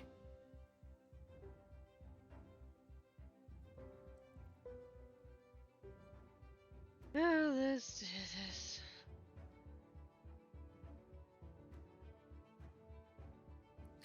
So do you head off to the enchantment room after grabbing a cookie or two? Yes. Because this would technically be what, like a late night snack? Yeah, it's a little bit past dinner time, but you're probably just like, fuck, I just want a cookie. Mm-hmm.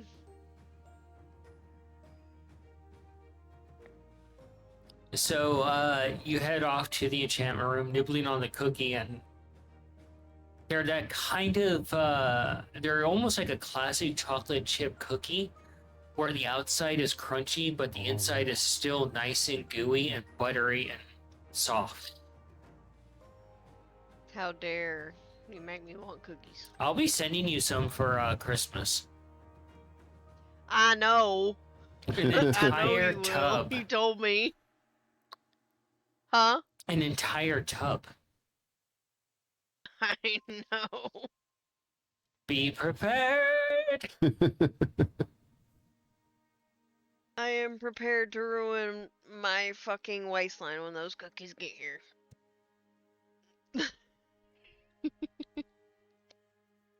So you get to the enchantment room. It's a rather serene and beautiful room. It's a mixture of a perfect balance between arcane, druid, bardic, and other kinds of schools that would use basically rituals within this room. You can see a few things hanging from the ceiling, almost like this beautiful like chandelier, but hanging from each of the tines of the chandelier where the forever candles are burning, you can see blessings of Fey gods. They're holy symbols, essentially. And it almost creates like a wind chime effect that just kind of jingles as the wind comes through from the outside. You can see that the windows are designed so that the wind can come into this room in a very druid fashion. And along the sides, there's podiums with tombs. One is for bards, one is for druids, one is for paladins, one's for clerics, one is for wizards, and one is for sorcerers.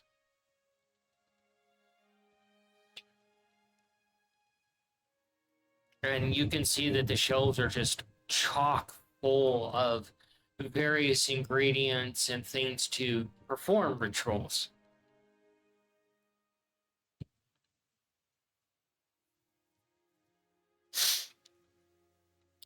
So you may roll your religion and prayer with advantage and a +10 added to it because of this room.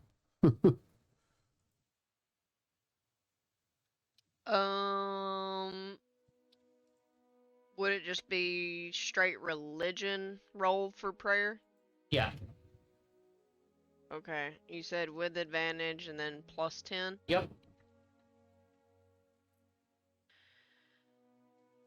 Okay. I'm gonna preface this by how Cayenne prays is just like talking. That's it. Oh yeah. She doesn't know any other way because that's the player. That's how she was raised when she used to be religious. You treat it as if you're just talking to someone who's right in front of you. That's fair, and I'm okay with that. I've loved that development of the character over time.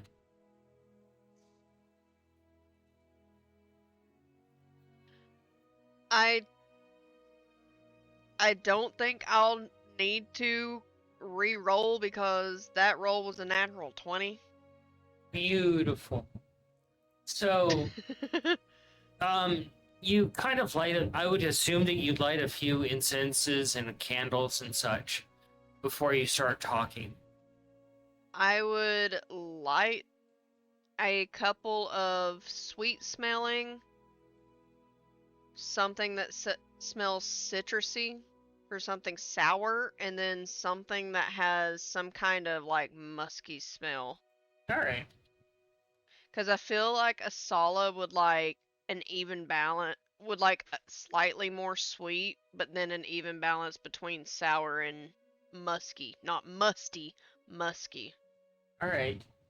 So you perform this ritual and you're just kind of there, and you can go ahead and start talking if you want, reaching out to this god.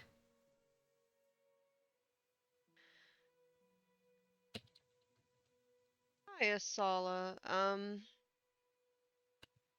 I'm sorry to bother you. I know you're probably pretty busy. I'm very new to you.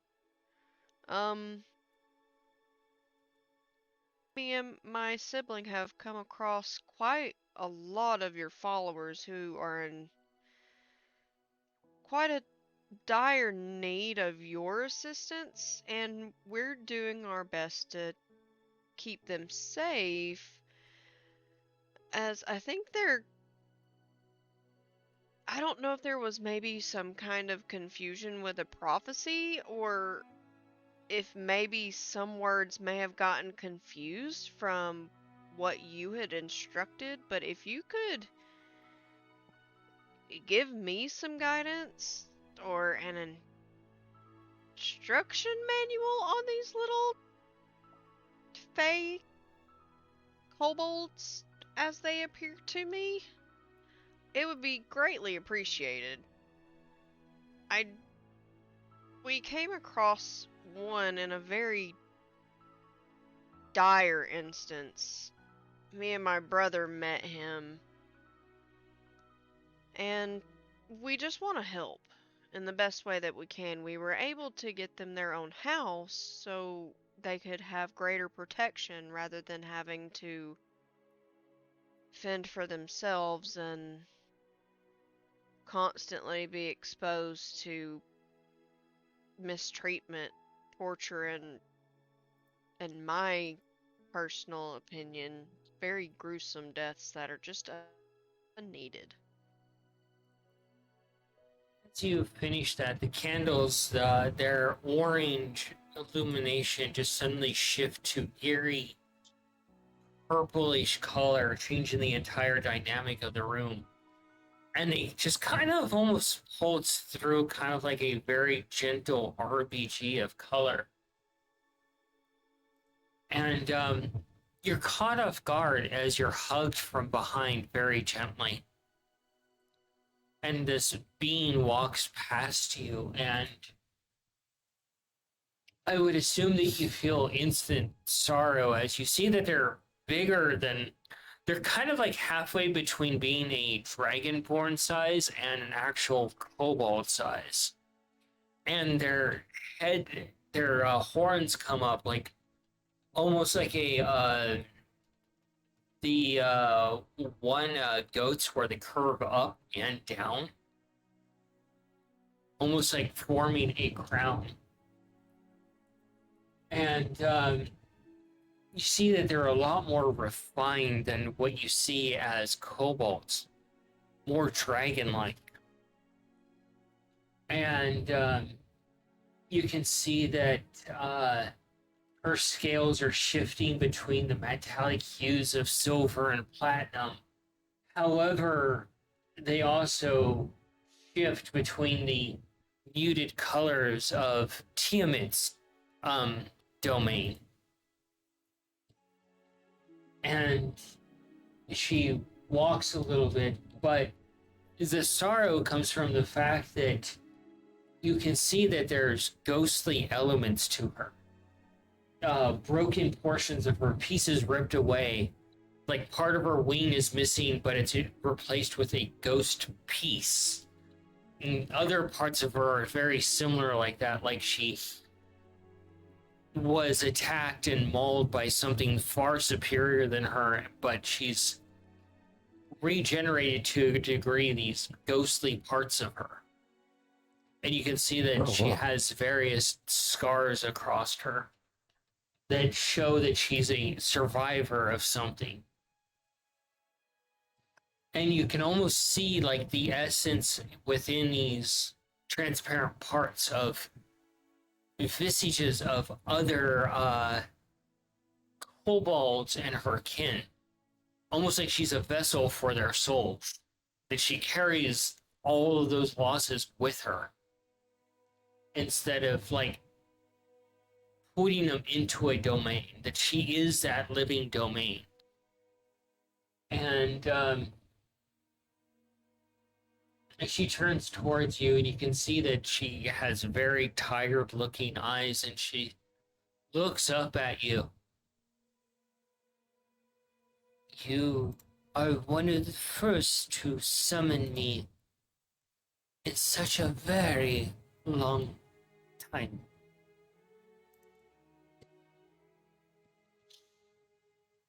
Your followers haven't? Have they not tried to? Are they scared? They blindly follow the prophecy that I put before them and miscued it into a false guidance. I've held on this long in hopes that, as you say, dumb luck will happen, that good things will happen, and I am ever so tired that it finally has happened. Unfortunately, not on the grandeur scale that I had hoped.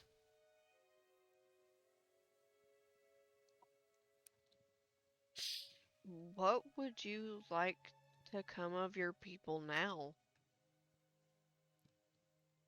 I would greatly like a defiance of my father. Let my people return to their proper glory. as every species that has been produced by her or him have degraded us to nothing more than a simpleton tool for service. We are more than that. We are greater than that. We are equals to those. Mother created me as the catalyst's defiance. You invoked me for some reason.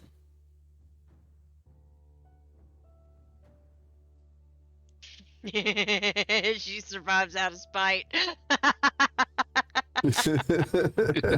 And you can see that the glowy parts of her are just illuminating the area around her.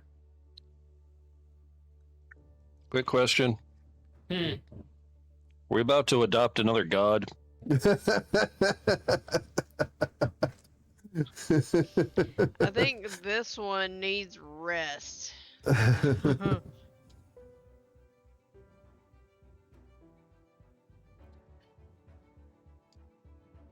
As cool as she is, she sounds like she needs rest.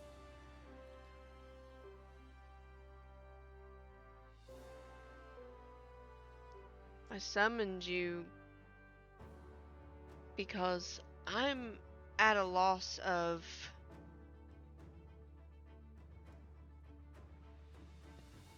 what to do with all of these people. I let my brother take the lead on this. In fact, he actually endured a great deal of humiliation and came very, very close to a potential resurrection to get all of these people their own house so they would have protection in the Fey court and against the Red Queen. One deity to another. Scabbard is a coward of learning his proper future and accepting it. He is timid, trepidatious even, of embracing his true potential. So therefore he stumbles and the lessons are much harsher to him. When one does not understand what to do, they find the strength to do the right thing.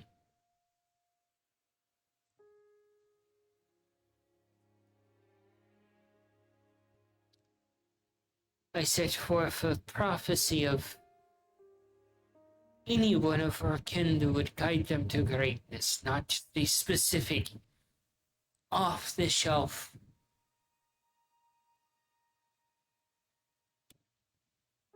leader. They devolved into trusting the prophecy more than they trust my actual guidance. Well, they have shrines to me.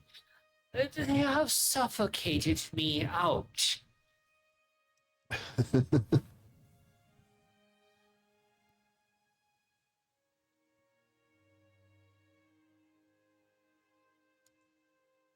They needed to be guided back. Worshipping in the wrong way, I guess, right?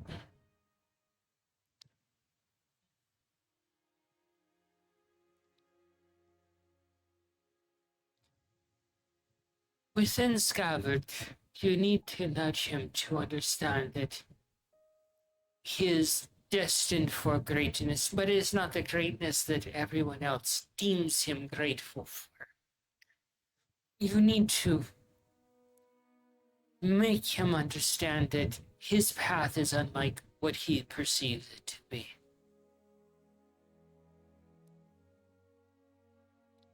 He follows many gods, But when you follow many gods, you are not good at following what is true to yourself. And what is true to yourself is what lies in the heart.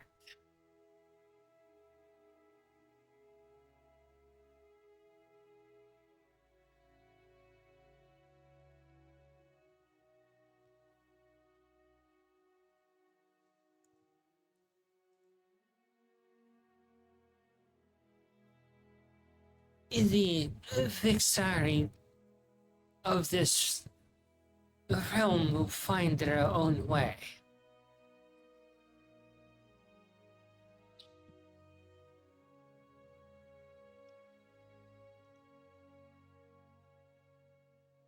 You will need to send that to me.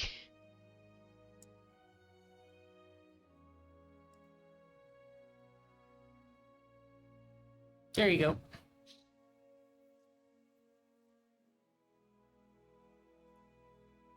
Is there... So... From one deity to another, I've never met the Vixari before. And in my own realm, I would like to at least grow a plant that you deem holy to yourself. Something important to you. The Vixari are the ones that you're spiteful word. A kobold's a dirty, slanderous word. It is a word that was created by Bahamut to reduce us even further. He refuses to accept our true name.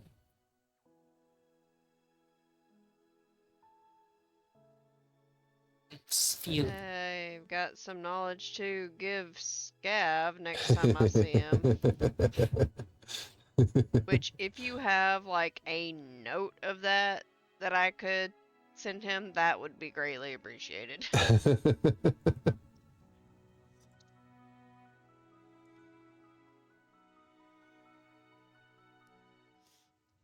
I actually do have a note for you regarding it. Yeah, you sent it to me. Because you found it in the old parchment. Yeah, just there's nothing to bring up yet, so I hadn't said anything to Mongo.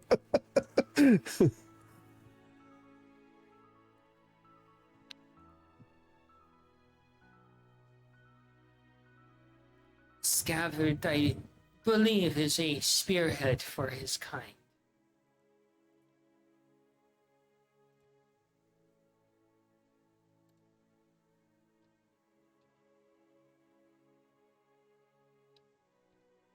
I know he used to follow, he used to be a follower of Bahamut, so I'm definitely going to tell him the information that you had told me. She hisses a little bit at that and she's like, I know. "Oh, greedy, monstrous, jealous bastard of a father."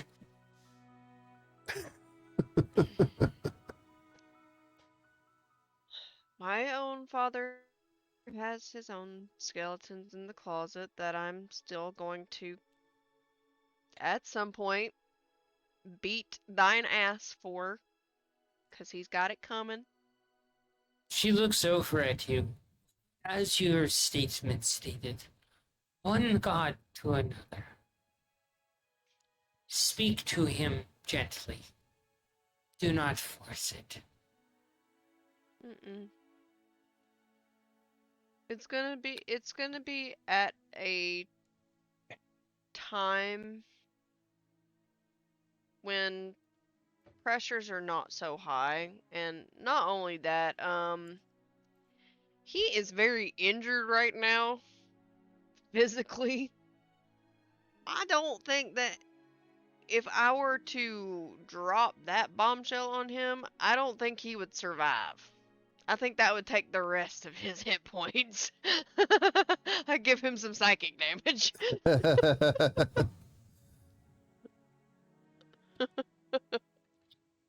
I wish to be worshipped. I am so tired.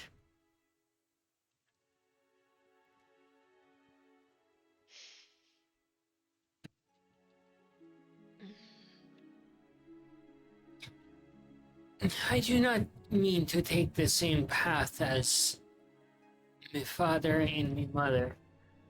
However, Scavard will have to make a harsh choice for these folk. He will need to ceremonialize the wisest and the smartest to ensure that future generations are less questionable in their followings and choices. If you would like me to, since my sister and sister-in-law both will dwell very, very close to your people, would you like me to help keep an eye on them I would be grateful. through them? I would be most grateful for that, as I've told you, they've shut me out and I can't directly guide them with my own hand. You see her raise her ghostly arm that's missing with the floating bones in it.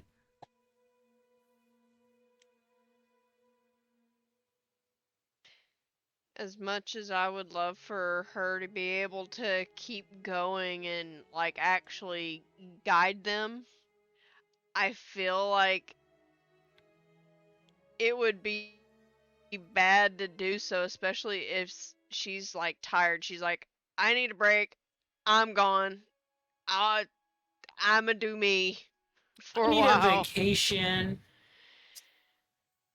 Yeah.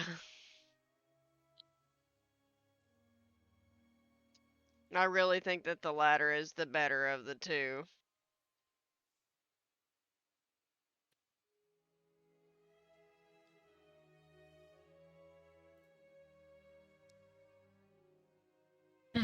I thank you for this conference. I stay hidden from everything so that my father does not discover that I am still alive, as he would very much like to finish the job he started.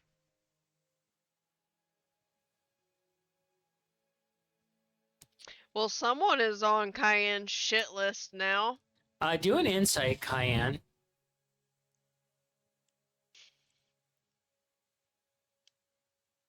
Well, I know she doesn't. Yeah. 23. You look over her and you kind of put two and two together that all the missing pieces were likely caused by Bahamut.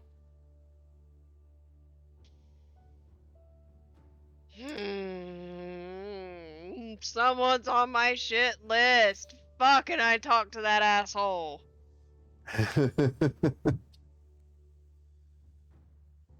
Oh, bitch, How don't many make me gods are call on on the you shit so I list that can we're gonna slap kill? you. Can't kill gods.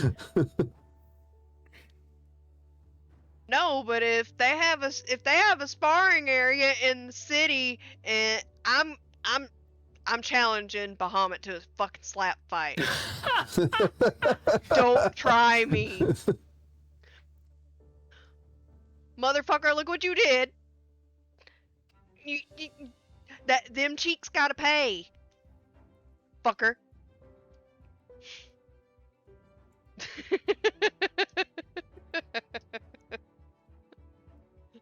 Guaranteed Cayenne would do it with a cast iron skillet, though.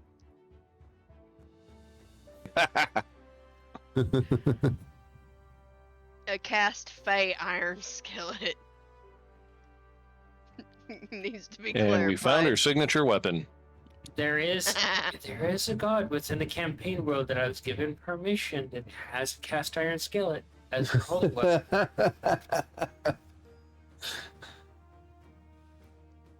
I had that as a weapon for a character idea of mine.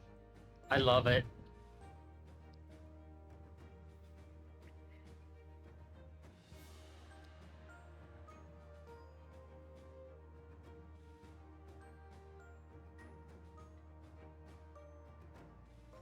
Well, there is,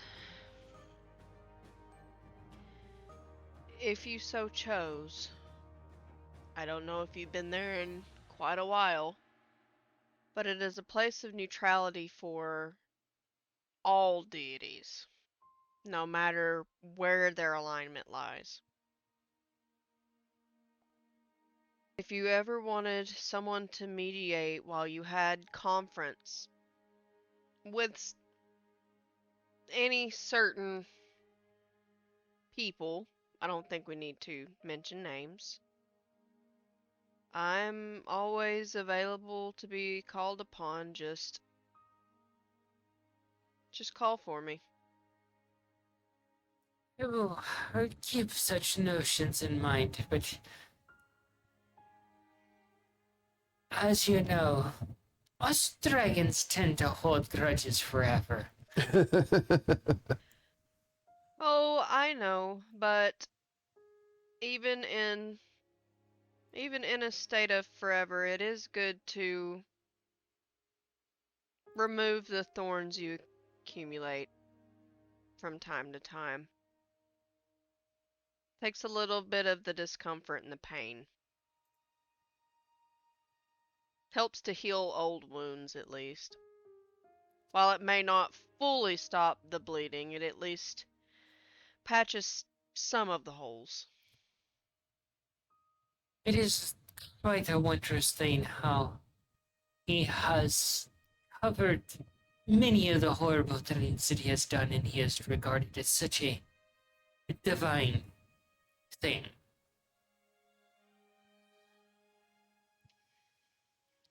He's gonna have to um have that steed named Logic gallop by me one more time because I really don't understand that pedigree just yet. Did you know that mother actually loved all of her children?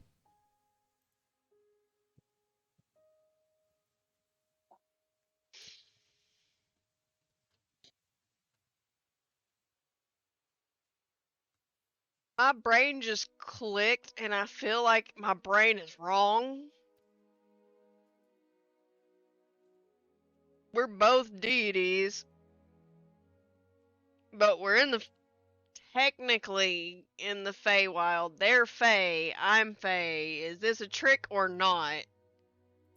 No. I was like, and then my brain was like, but what if this is not a trick? But what if it is? Brain, shut up. Per the chat, gut or not, they will still catch these hands.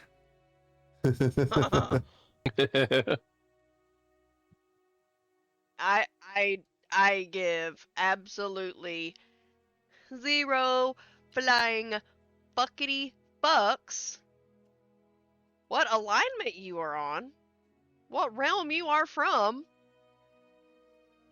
Do not care. These hands are rated E for everyone, bitches.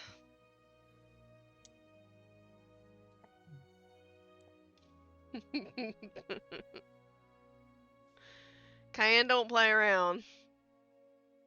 If she ends up with another scar to go along with I don't know how many others she already has, so what? Big deal. Sala sits on one of the pillows, and as she sits there, you can see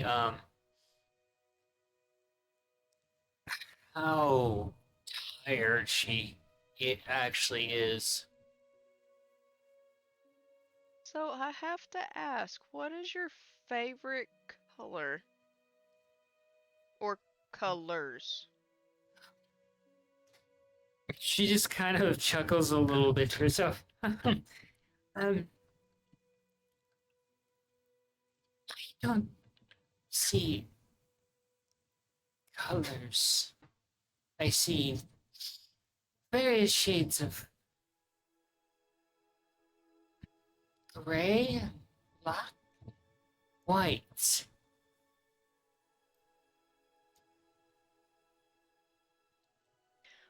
What colors is Asala mostly made of? So that way I can kind of get almost like a guesstimation of what would be their holy colors. So I can kind of retain this information to relay back to Scav because I know he likes to keep this kind of information so written down and shit. So Isala is a truly painful point to pin down colors. Her scales are pearlescent, and they shift through Bahamut's colors as she moves. But the parts that are touched by light are pearlescent in the colors of Tiamat. Oh, fascinating. That's pretty cool.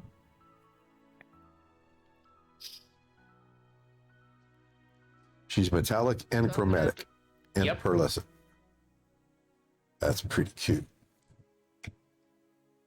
So the colors that are Tiamat's would be muted pearlescent, Mm-hmm. is what you're saying, and then Bahamut's are metallic pearlescent. muted metallic, like half and half. Yeah. Okay. That's not what I'm. Like you're talking about like the holy colors, as in if I were to Google it, what they would be. Yeah, basically the dragons that would fall under Bahamut, those colors, the colors of the dragons that would fall under Tiamat, those colors. Okay.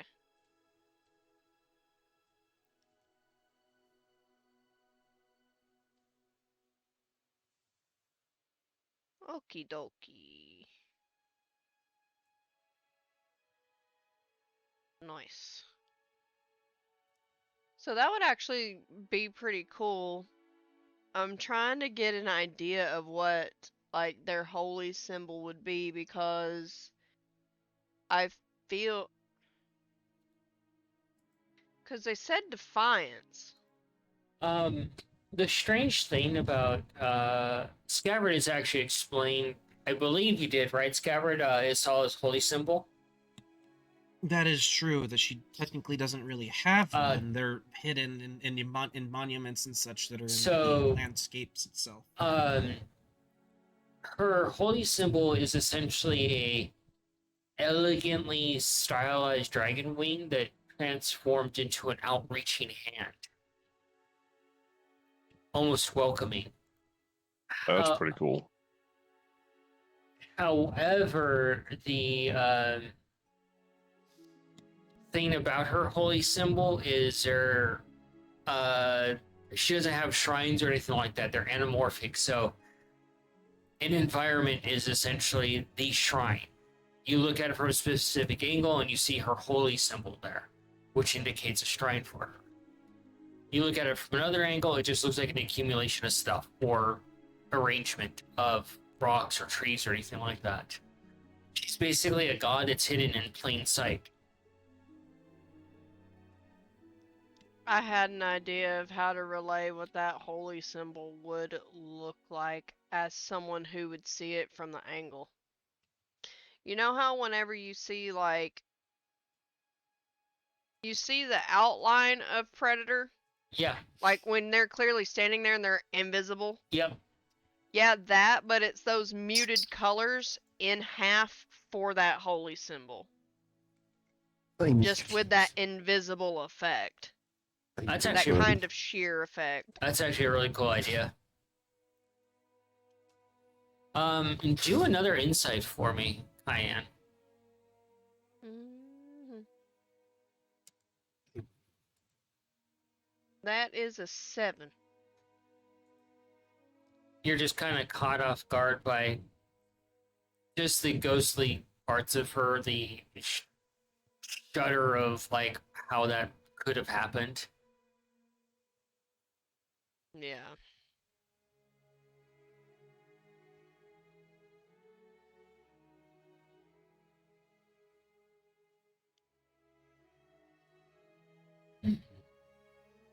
Yeah, he's He's not Bahamut, I think is officially on the shit list. yep. At least until I hear an apology come from his mouth while he's on his knees. Can't be choking on his own blood, I don't care. It's As long as that apology escapes those fucking lips. And I'm there to hear it.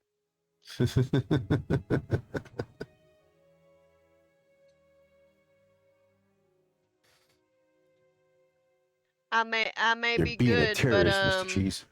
you got a mean I'll streak. channel bad if you treat a lady wrong. She looks to you. She's like, I must depart. I need to rest.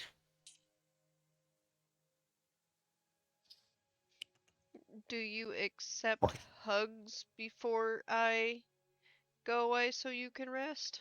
She comes up and, with almost like a startling speed, her arms are wrapped around you like a child that was bullied on the schoolyard and needs a hug.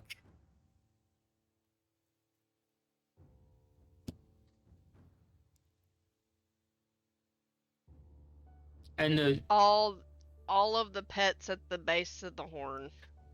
this goes to the elements of her are almost like a physical manifestation of a mother's love. That she is a vessel for her kind, protecting them fiercely.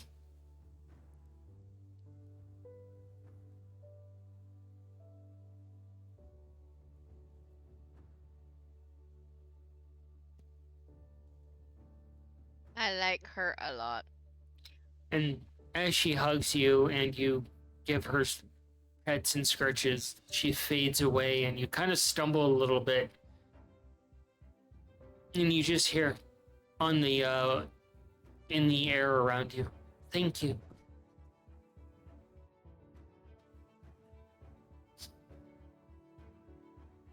I would just smile and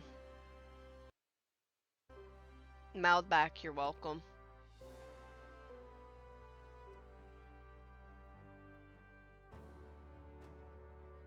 And then, after taking just a moment to take in what just happened, I will take my time to head off to find Scav. Drop a bombshell on him. Yeah, do a wisdom for me as you're walking.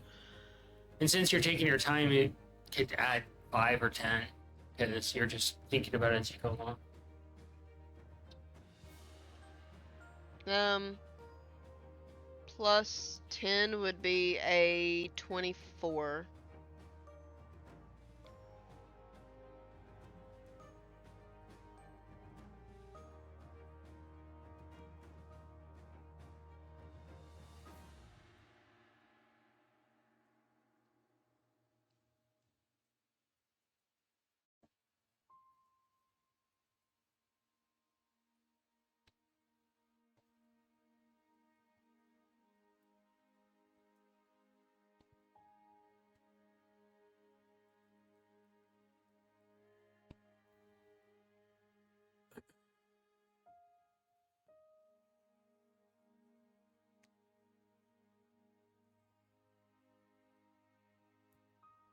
I'm going to send you another note real quick.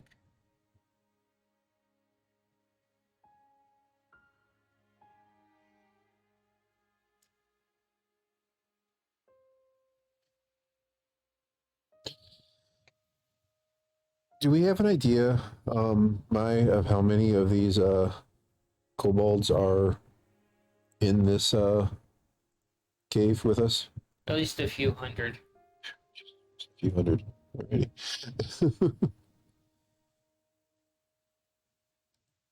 Considering how small they are, every single one of them would easily fit in that house, wouldn't they?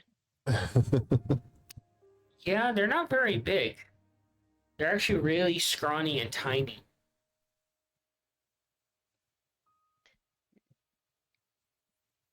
They will be scrawny no longer. That is not allowed. If I were to put them into a size category, they're basically the equivalent of a halfling kobold. So basically, they're all the same size of Nikolai. Mm-hmm. Oh, okay. A bunch of little compies running around, huh?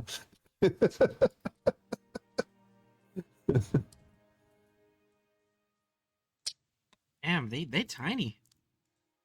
So like Mongo's walking around like a fucking kaiju. Yeah. Considering we're significantly bigger than Nikolai, yeah. I wouldn't say significant. No, Ace is walking around like a fucking kaiju. Yeah, He's just a yeah. terrifying guy. Mongo's just the one who can actually reach things on the top shelf without having to use Mage Paw.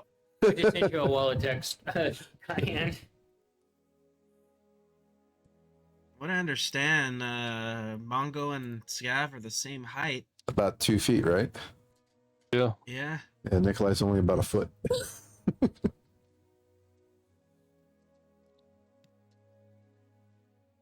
As far as I know, Ace is 4 feet. Scabbard. The little dudes are not exactly the easiest guys to educate. While they are good at mimicking things, they are not exactly very bright at remembering things, and it will take a lot of repetition. And you've been there for at least 2 hours teaching them basics and having to go back over those basics. I am being very patient. One of them holds up their finger and their hand, and they look at their finger, and they're like, Prophet? And you can see that they were trying to stitch, and the needle went right through their finger. Oh, here. Let me see. And I'll carefully remove said needle and heal them up a bit. You gotta be careful. It's very easy to hurt yourself if you don't. They just kind of look a little like confused at that, but just kind of accept it and start carrying on again. And as you're in like this empty house, it has no furnishings yet. You hear someone knock on the door. I'll look to them. Well, it is your house. You are the prophet. You're above us. I'm above nobody. Not even you. Meanwhile, Cayenne, you're sitting outside waiting for someone to answer the damn door. Do you want them, whoever it is, to come in? That is your choice, prophet. I guess I get up, walk over, and take a peek and see who it is. And if I see it's Cayenne, I open the door. Cayenne. Let her in. You open the door, and Cayenne looks less happy than when you first departed from her. Did somebody die?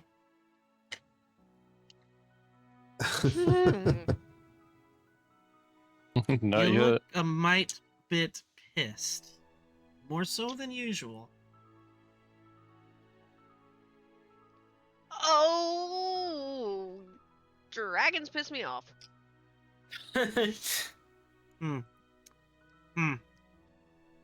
That checks. I turn and I guess I'm walking with her as we head inside.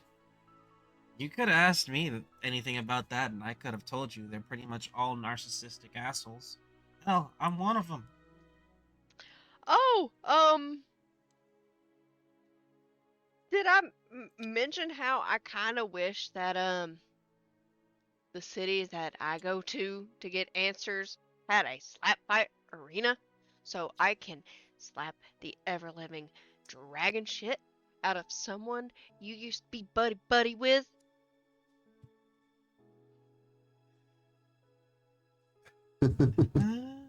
He's That a would piece of shit. be interesting. I think I know who you're talking about. You know Maybe, exactly possibly. who I'm talking about. He gave you a suit of armor that is no longer useful. But, Hmm. past aside, he's a piece of shit. He's an absolute piece of shit. Him and his bitch ex-wife. But everyone knew the latter. Well, Mostly I him. mean, to be perfectly fair, the only reason why she's as messed up as she is because of what he did. I will say this, though. She is nowhere near as messed up as he is when it comes to children. I'm fully and well aware. He slaughtered all of his kin. He's a kinslayer. There's no ifs, ands, or buts about it. What he did is absolutely atrocious, and it gets buried. That includes the deity who caused the prophecy of you. You mean Insala? Yeah, Yep. child of I'm, a- Bahamut and Tiamat. I'm aware. She's not the only dragon child that still persists of divine status either. There are others. He did a good job at eliminating much of his kin, but he failed at making sure that it was successful entirely. And for that, I am grateful. Diane's rage is Well, bubbling because it's always driven into secrecy. she is now finally getting rest.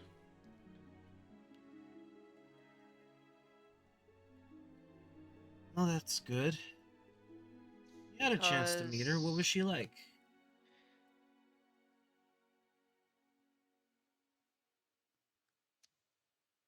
It was like speaking to the mother who raised us in our first home. Huh.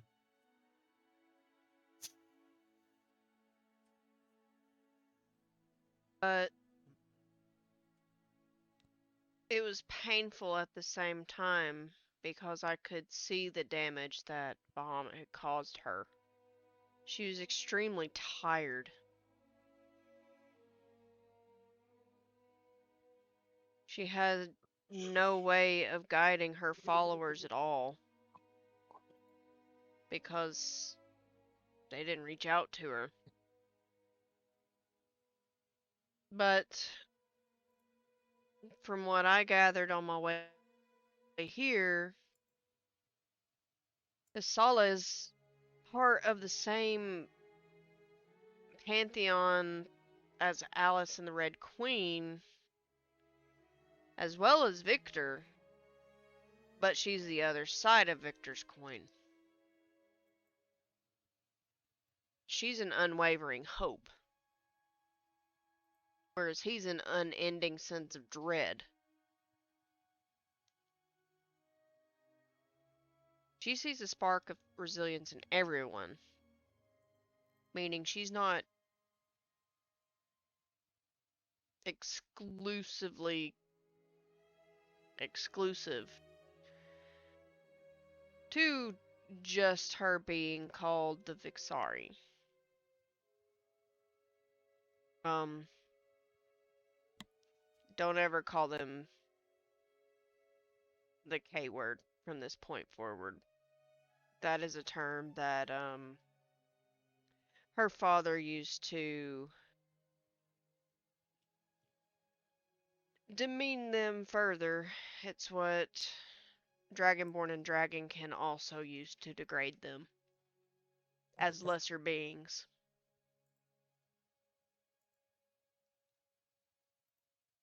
They don't know this. Sala did, but her followers didn't because they never called on her to receive guidance from her. They stopped. Well, let's fix that then. She's going on a vacation right now. You leave her alone. She's going on vacation right now. She needs it. She needs the spot. She needs an intensive, and I mean intensive, like Humphrey intensive spa day. Yes, I will make a callback to that episode because, like, that whole thing, I loved that whole, like, series of episodes. Because I was low-key curious how many spa days Humphrey actually needed. Humphrey was gone for like, He was there for a better part of a fucking week. yeah. It was a while. But no. I will leave her be for now, but I will eventually, well, suppose I should do it sooner than later. Put together a proper shrine, here in this house. In time, I will teach them how to, properly contact and form prayer for her. But for now, I think we can go ahead and do what we can to get these get our little draconic friends settled into their new home. You hear from behind you as you've been talking. Ah, well, that is a simply smashing idea. I do agree that we do need to set up a proper shrine. I'm looking our behind to take a look and see who that was. You see one of the little sparkly friends, but he's actually very well dressed, wearing spectacles, and he has a bunch of scrolls tucked under his arm. Ah. You are very different from the others. Well, hello. Yes. I'm sorry. He offers his hand after wiping it on his robes a little bit. I've been stuck in several meetings, and I do protest that I haven't had time to properly introduce myself to yourself and your associates as bureaucratic poppycock keeps you rather busy. Bureaucracy tends to do that. Who is this, Cayenne? Who are you, little one?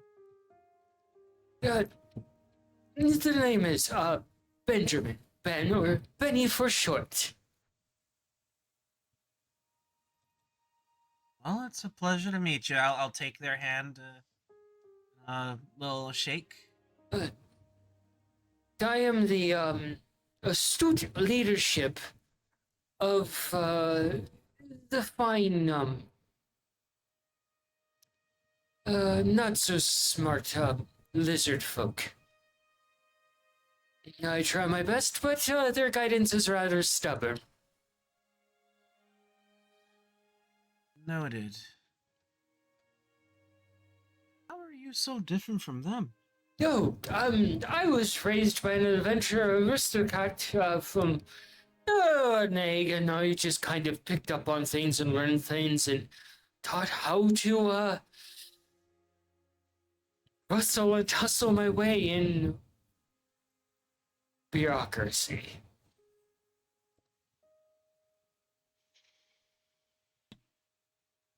Well, let's hope that you're able to do what we needed to do correctly and secure this protections for you and your people. Oh, dear lizard folk, where do you think I've been this entire time? I've been wrapped up in the courts dealing with this matter and all of its ins and outs and ups and downs and dances and peacocking. I've had to sit through so many meetings that I feel like I've aged tenfold by now. Not a moment of happiness.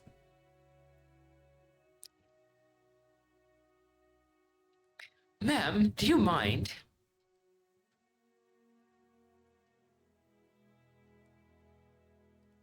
Do I mind? Yeah, he reaches in your pocket and he takes out the other cookie you had and starts eating it. I am rather Okay.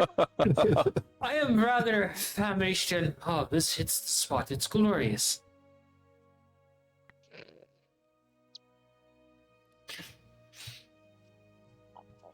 He just He's pickpocketer.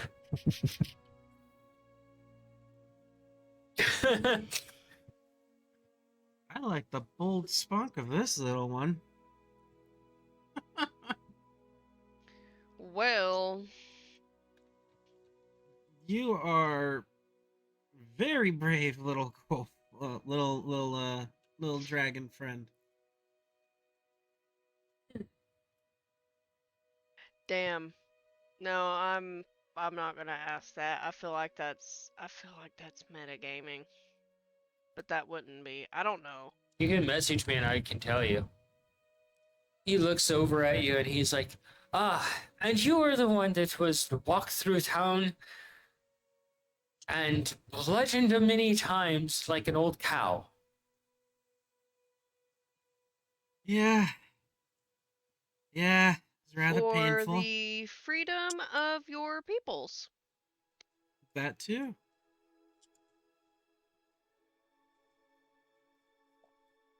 You know, Yes. I always believe that we should put up our fisticuffs and have it out with our enemies. However, the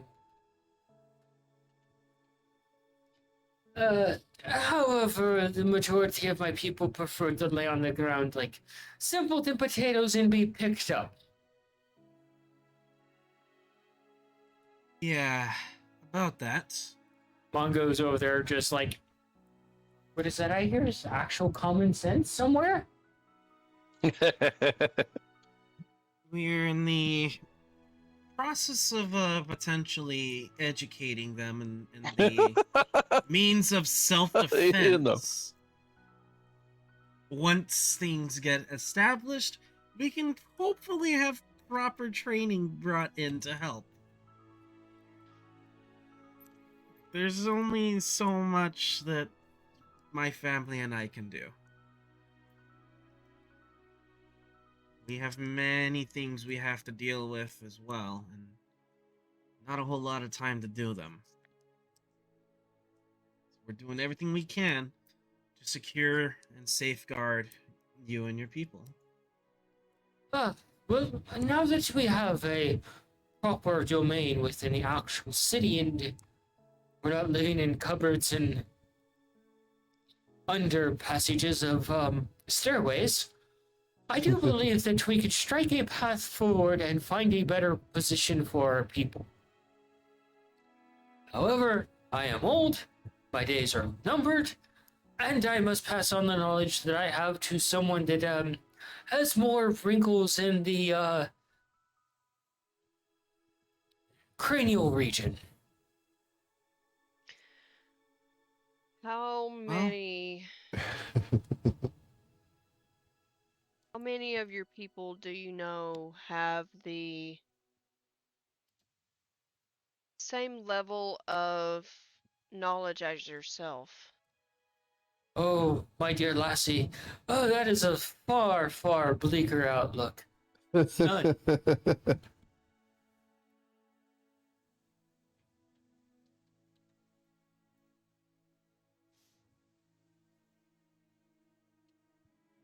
Scav, I sent you a message on Telegram, but I'll ask you now.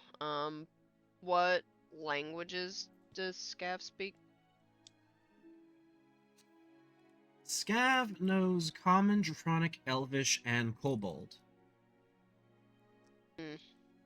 Okay. That being said, I think let me double check. I may be able to understand other languages as well. Mongo. I was No, I know. trying to I don't. find a I way can- to communicate have with it. Scav without the leader understanding. Oh well, that's easy to do. You know, Scav understands message and has telepathy. He can speak with you in his mind. Oh wait, just hold up. Am I dumb? I think I'm dumb. You're tired. I am tired. And very there's tired. also the point that, and this is entirely up to GM's discretion, that parties that travel long enough and been long around together have their own kind of like private like languages and stuff like that, like shared That dialect. doesn't work very well in this case because your guys' shared dialogue is usually screaming during combat. Scream? I mean, she's not wrong. True. True. The I'm original, talking it is about, like, hand canon that gestures the and original stuff. Obscura did create their literal own language, Yep. And but what I'm I referring to don't is think hand any of gestures the and kids such. have actually learned it. Nope. Would it just? Could we just say for now it's just a very like rudimentary? Even though we're not gonna actually try to attempt this, this would take this would take a while. We would have needed to done at least like 200 episodes of us actually speaking this. But like a really bad version of Pig Latin is like how is our language. That's literally it. You know, I'll allow it because it is so fucking random. It would be exactly what these four idiots would do.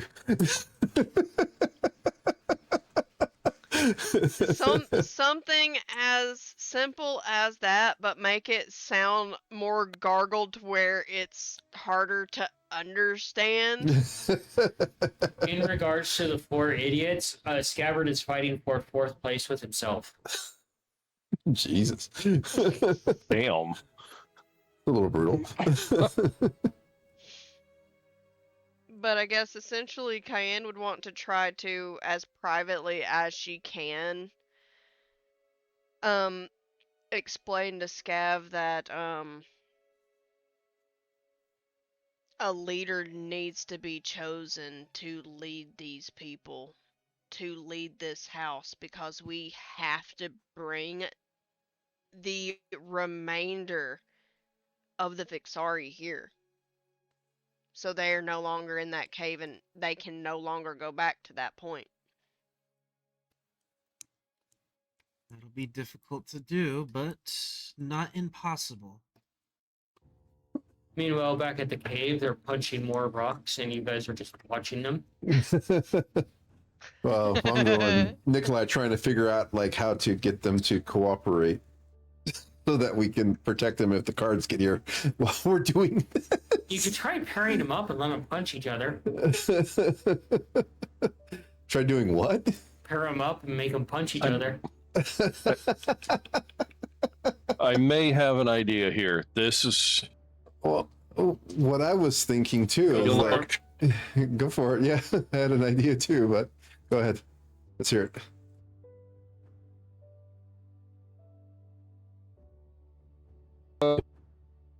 the punch Uh-oh. down. Bad connection on one of our ends.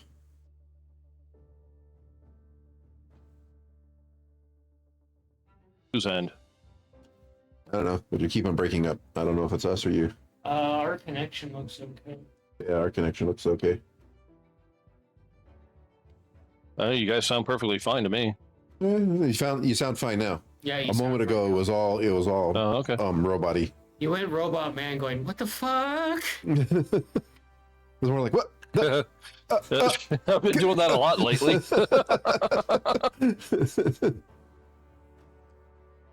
Go up to one of the elder that the person in charge hat.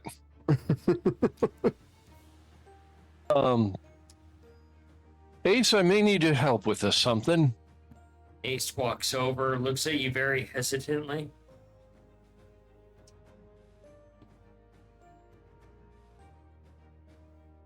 So I don't think I got your name. Looking at the person in charge hat bearer. Elder. Elder. You guys are Elder. so dumb. Perfect.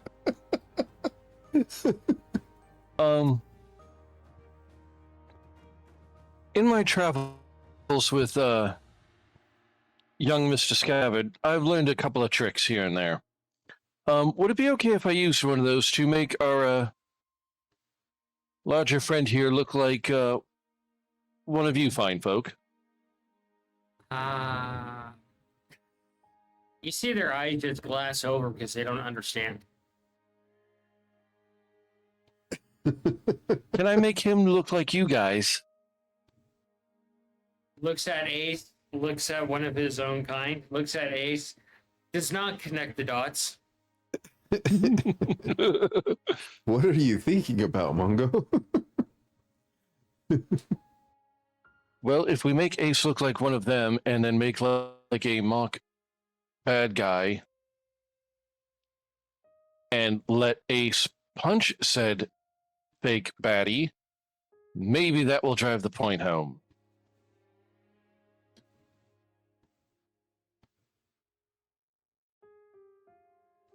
So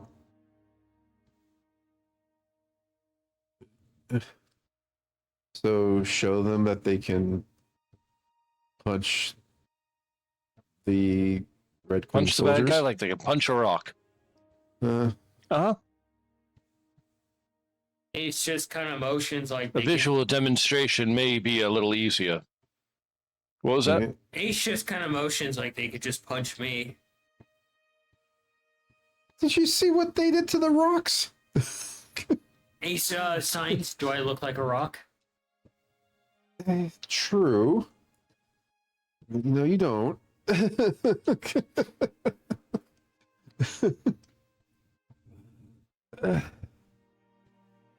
So, how about this, Mongol? We'll step it up. We'll make Ace look like a bad guy. And since these, oh yeah, by the way, they're called Vexari, not Kobold. Oh, yeah. Yeah, you gave me that information. Yeah, you read that from the script. I had an opportunity to say it. Okay. Yeah, it was in that scroll. It's interesting. Make just Ace reaches look out like and one of punches the one of them. And they all begin cowering. Ace. Why are you so? Ace, no punching them. This way they can practice on a static target. Well, this is what I. And this also is, Ace doesn't have to risk getting hurt. This is what I was trying to say. Ace, don't go punching people, buddy. Like, just wait for a minute. Make Ace look like one of the soldiers. Make me look like one of the kobolds or Vexari. And Ace and I get in a friendly, not going to hurt each other spar.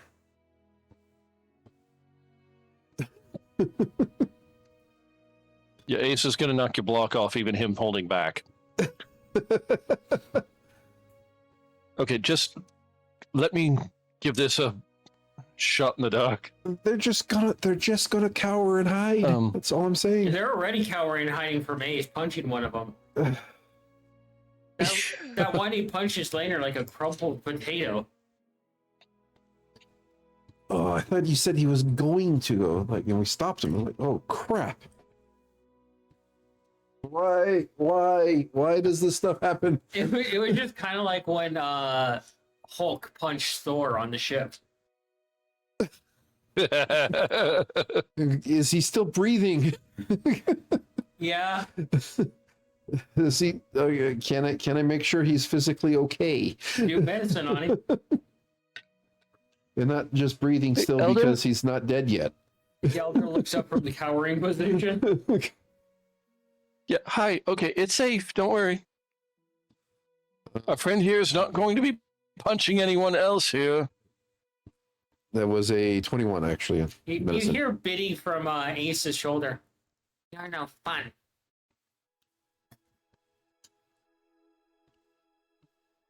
Is Biddy Aces Love you too, Biddy. bad conscious though? The little bat on the shoulder. That was a 21 on the medicine. They're breathing, but they're gonna have to rearrange a few of their teeth when they wake up. He's okay, guys. Hey, Elder. What do the do we know what the cards look like?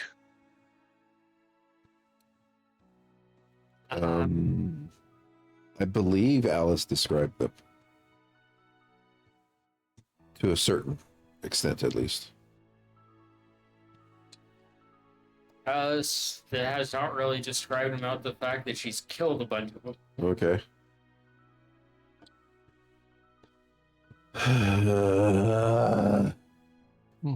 Per chat, where's the other guy? The bad guys that come and take a bunch of you. What do they look like?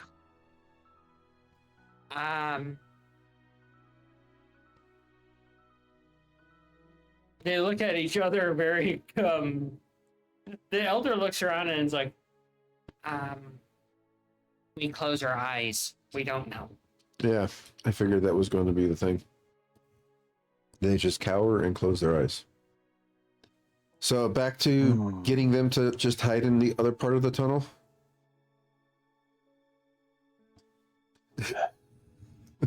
Short of picking them up one by one and moving them when the bad guys come, asking for a timeout. Well, like, okay, so Okay. we Hard go way with it is. we go with your idea of making them little camouflage that's what I'm cloaks. doing. And since they pick up the concept of copying us, we just try to explain to them that we need to do it here. In the safe part of the cave. And then once we get them all started making their cloaks, then you and I go out and figure out some type of alert system. I sent you a message, Diane. Yeah, I've got an idea about that. I just don't know if it's going to work. Well, I can't help unless you share.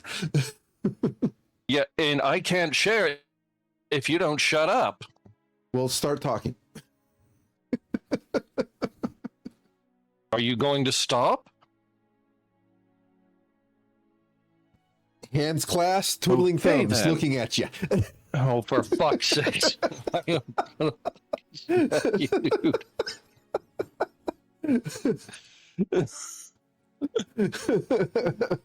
Anyway, Mongo is going to go over to a loose pile of rocks, mold earth, and then, in an attempt to use the same language, write bad guy. It is a crudely shaped pile of rocks with crudely written bad guy on it. You just hear Biddy from Ace the Children. Fuck? The Bring.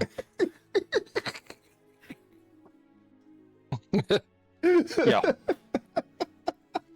Okay, Elder, guys, come over here. Yeah, it's easy enough for you to take him by his hand and just walk him over there.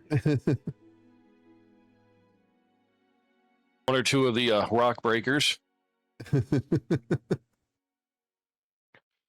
I don't know what the bad guys look like, and apparently neither do any of you.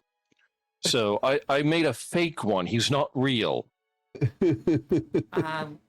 This one can't hurt you. Far above their head, brother. What does that mean? It's not gonna work. Yeah. Mongo. It's not, we just have to tell them what to do, like directly. The other one speaks up. When are you going to teach us to throw it?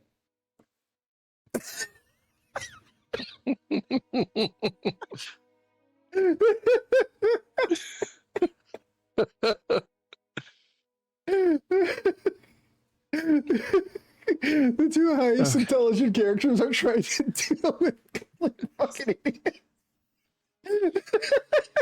Oh god, their intelligence is 1 collectively. This is insane. Yep. Ace, do you mind if I make you look like them?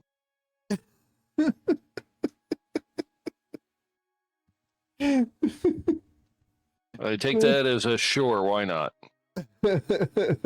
Cast disguise self on him, make him look like one of the little buggers.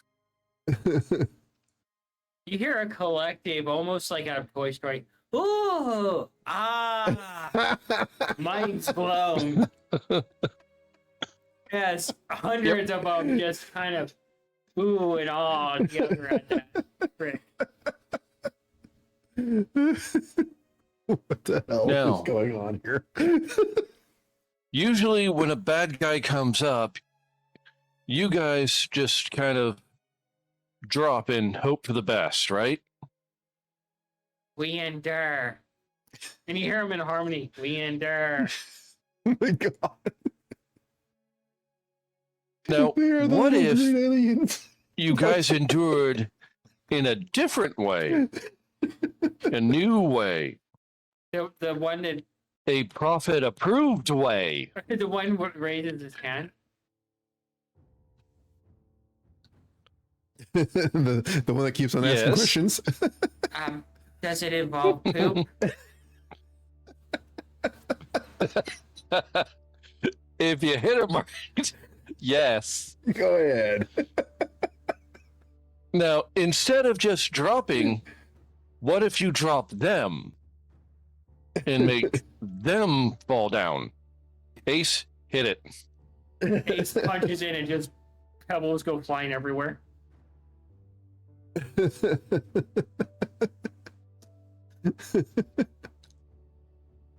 Oh god, this is absurd. I don't know what to do. Ace lights one of his stogies and puts it in his mouth, and they all immediately start looking for sticks to mimic him.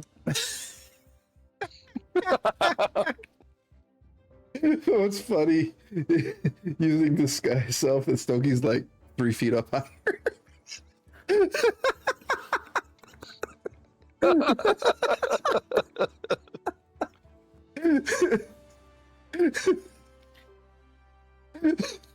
Mayor is over there just eternally screaming.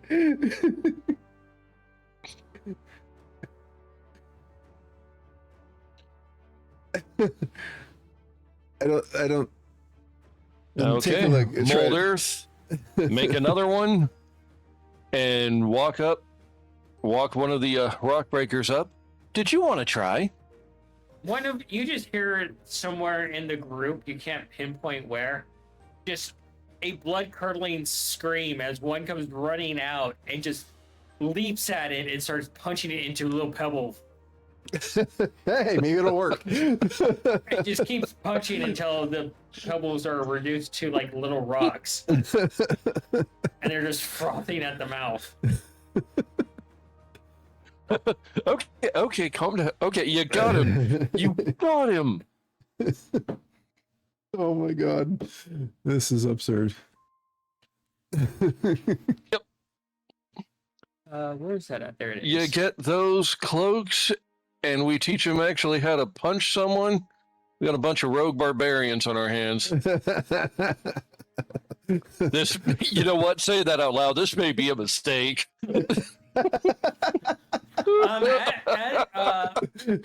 Mongo, buddy.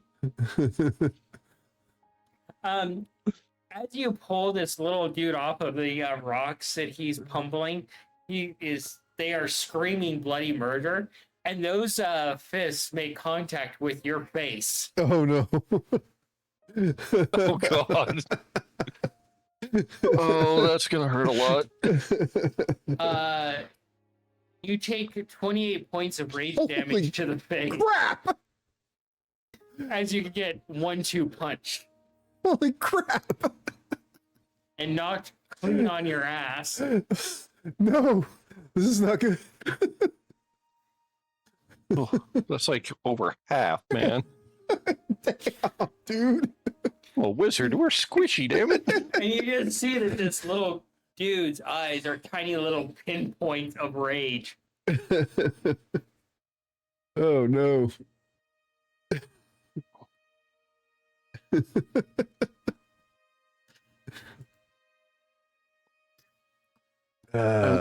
We may have made a mistake.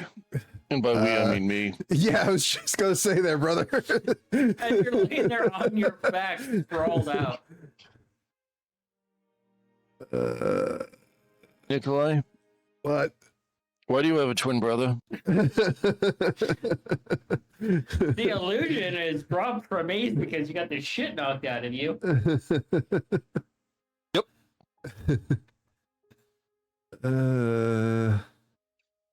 Bravery, being frightened. Is this guy still like enraged? Yeah, just standing there seething. Like a little angry pearlescent Yeah. Hulk. Oh, Only thing I good. could He's do 2 that feet of might- fury. A foot of fury.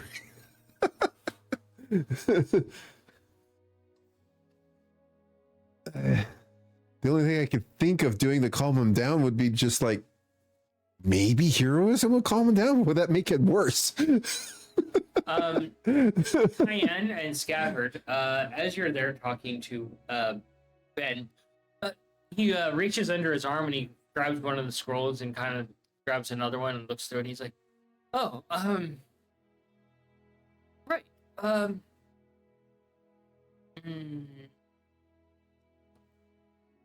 I am currently judging you to make sure that you are of qualification in which I can speak to in regards to my people. Seeing how is that you were tarred and feather and you were the one to drag him through the city, I presume that you are safe and qualified to speak upon the matters in which involve my people and their safety, their future, and this forward in a proper conversation that is currently taking place."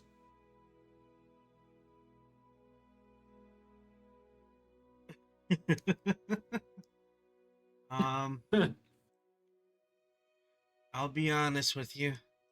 I'm not the best when it comes to speaking. Of course, I am But- very much aware of your literacy skills based off of your performance within the court. I do believe in the terms of my great father would have said that a goat would have done a better job while licking their ass. God damn. Damn.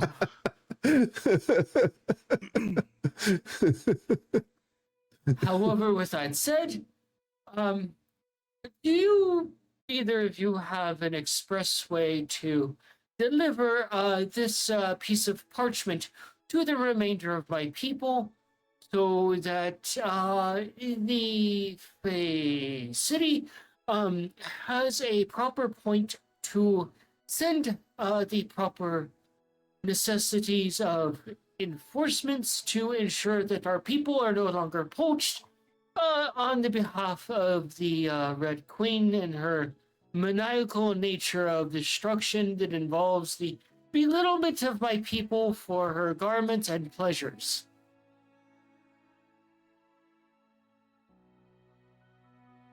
I can easily get there quick and be back. Oh, wonderful.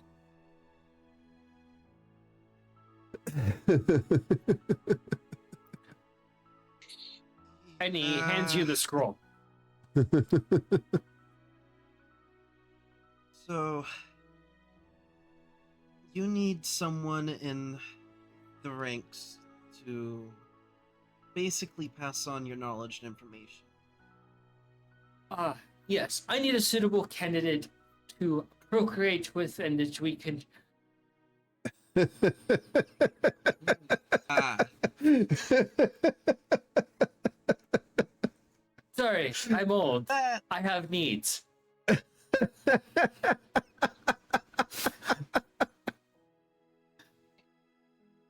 I don't think I can play matchmaker for you, friend, but I can do the best I can to find someone you can teach. Kayan's like, I'm leaving to go deliver this now. Kayan is already headed for the door, leaving you behind, Scabbard. For now, Good luck, Scav. You I got leave these three in this. your Bye. care. Ah, Wait, of course. Kayan, don't leave without me. Scabbard plays catch up. Mongo, do you start to get up? I'm gonna try. I don't know if I can. As you start to get up, that little guy looks over at you and just goes, "Yeah," and punches you in the face again. Shit. Ow! Stop! No, I'm not the bad guy. You take 5 points of damage to your nose. Oh, bad boop. And Ace is just leaning against the wall, smoking his stogie. So I got a question. Is fear part of rage?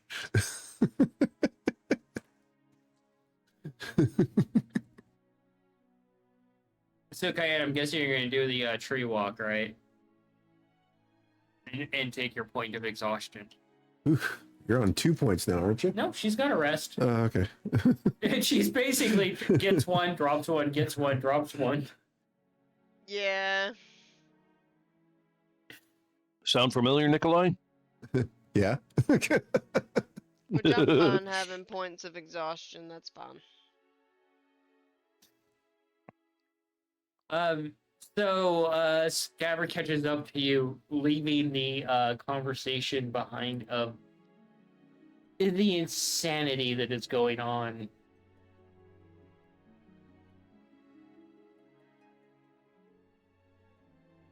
In that kobold house, and just roll me a nature. Cayenne, so you can find a subo tree and talk to it. I got a 9. A 9? You're so agitated, you reach out to the nearest tree, and as soon as it starts to say something, you're like, shut up, I need to go somewhere, and open the portal. We're not being nice right now. You're just kind of done and want to be done with this, I'm guessing. I just need this needs to get done because Nikolai and Mongo are in the dark and we've got to move however many however many of the Vixari remain in these caves to now here. So,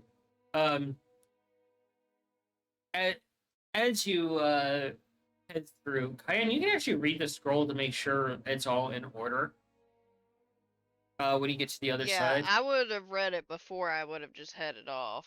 Yeah, it's essentially a straightforward decree that the Fabolds, or the Fae Vixari, are protected underneath the Fae Court as they are a proper house, and that a full platoon of Fae soldiers will be delivered essentially to the cave to protect them until proper transportation or other methods are arranged. But the scroll is essentially a beacon as to where that's at, because things move around. Okay. That's pretty cool. And as you come out of the tree and you head into the cave, you hear from deep in the cave, things going about as well as you would assume are going, of Mongo screaming, "Not a bad guy." And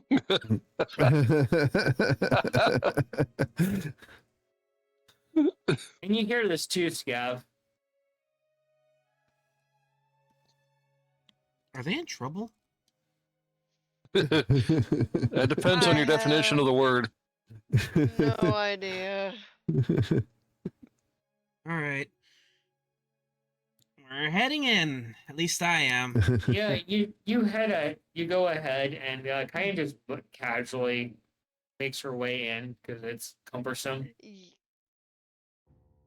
Yeah, I would have followed in after him Yeah. because this is kind of his whole thing. And you guys eventually locate the situation, And Scabbard, you're the first one to see it. All these little duders and dudettes are around the situation. You see Mongo on his back, and one of these little guys standing on his chest, seething, And Nikolai trying to pull him off. and just full barbarian rage mode. What is going on in And here? as you head in, Cayenne, you see this as well, and like,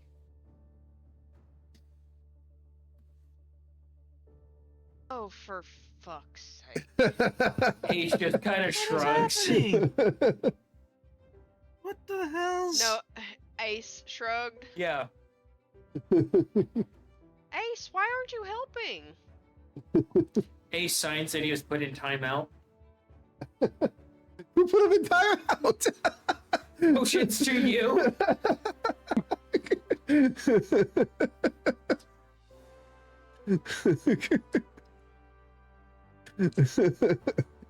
Did not.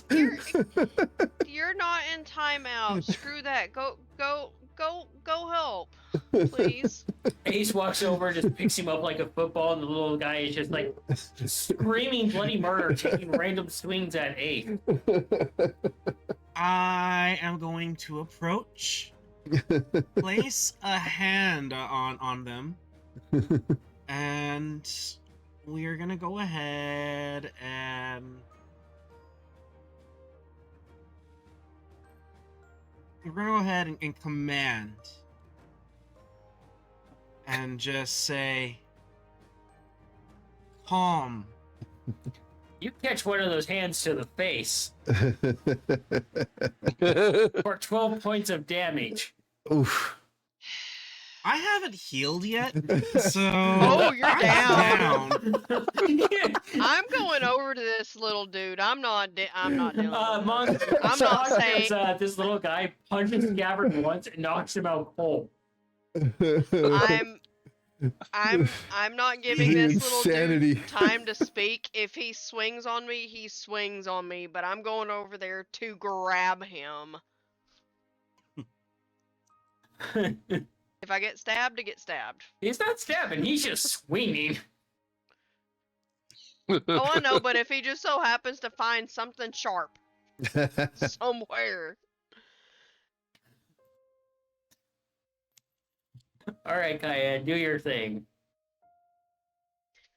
I'm basically moving over to the little dude to just... Since I'm definitely well taller than him. But you're way bigger than him. Yeah, I'm basically going over and like, yomp. He's Like, I would time it to where I'd be able to at least grab him. Treat him like he's a greased pig. he is full blanketed by the Cayenne. Just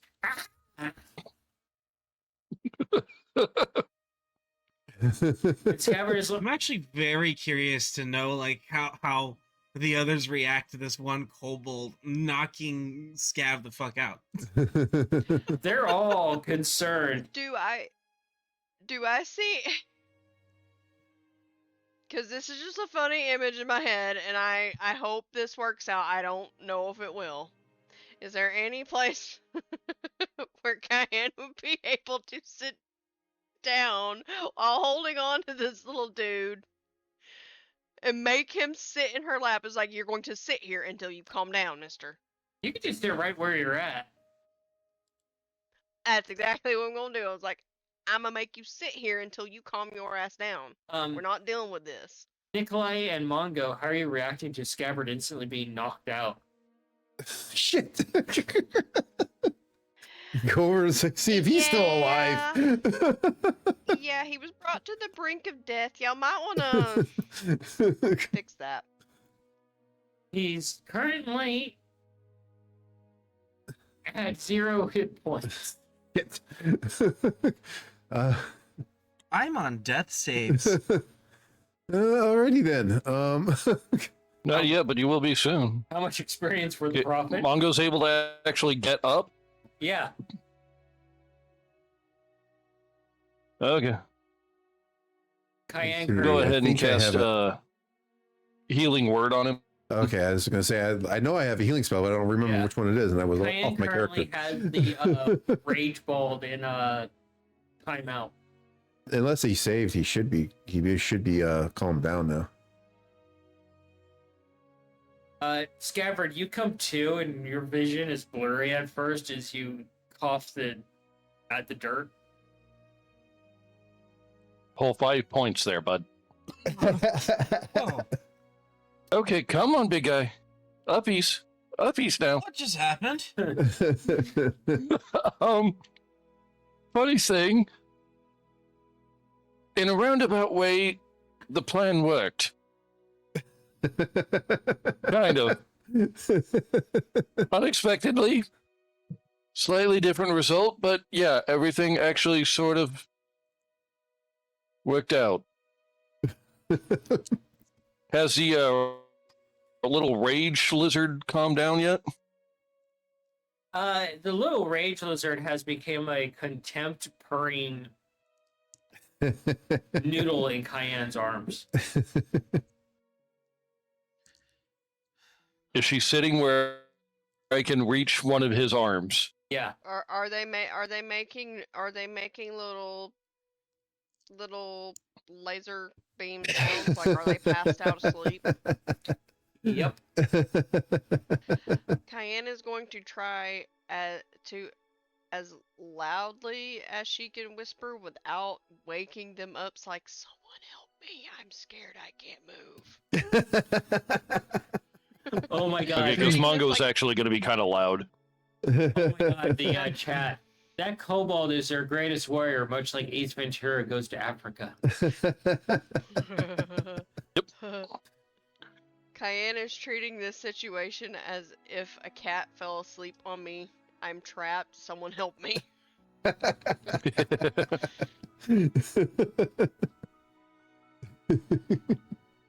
Gonna go up to all the rest of the kobolds watching.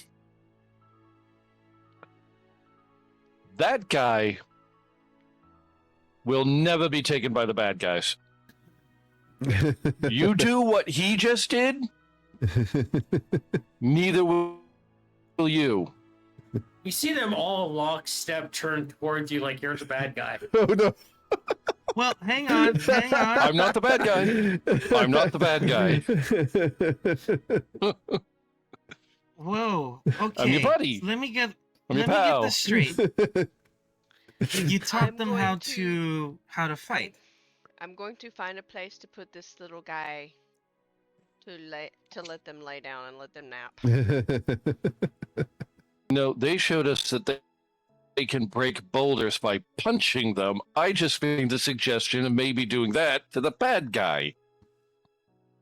I'm gonna look Are to they the still walking the towards warren Mongo? of kobolds.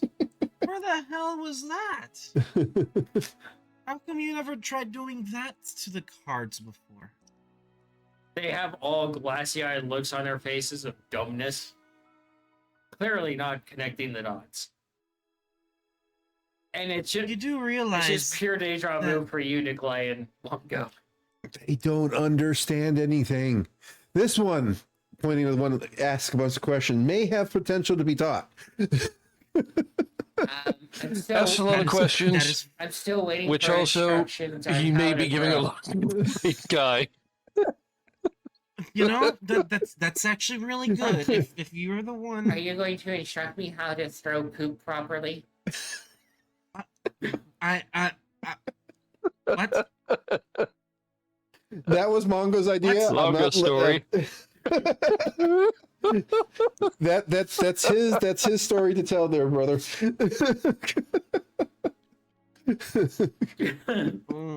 Oh Look, my God. we got a couple of front fighters, we've got a couple of ranged ones, okay? We work with what we have. Cayenne is just done. Great Prophet, since you're I'm here, really- can you please help me explain to these people how to go over there, the other side of the wall we built, so they can be safe? We've been trying to deal with I'm this really all trying day. here. I hope you understand that I'm really I'm just- trying. we came back here as quick as we could because this, whatever y'all are doing, is no longer needed. I don't know if I should be upset about that or happy about that. They have a house now, as in all of them do. They no longer have to stay here. Okay. I will choose to Oh, look that at the makes a lot of silver things lining. way more easier. To I'm gonna hand- simply I'm going to hold the scroll out for them to read. understand Well, actually, that I don't have to fight with this shit anymore. Thank God. I'm going to unroll the scroll so they can read it because I know that the scroll is my size. Yeah. You guys go over and you look at the scroll, and it basically it's exactly what I told Cayenne what it says. They have their own house, and soldiers are being sent right now at this moment, presumably, to reinforce and Offer protect protection. and bring them home. Yes. Okay.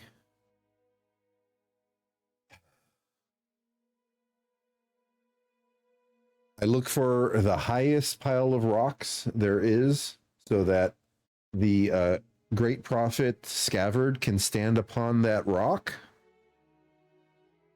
And I will usher the great prophet Scavered over to that rock.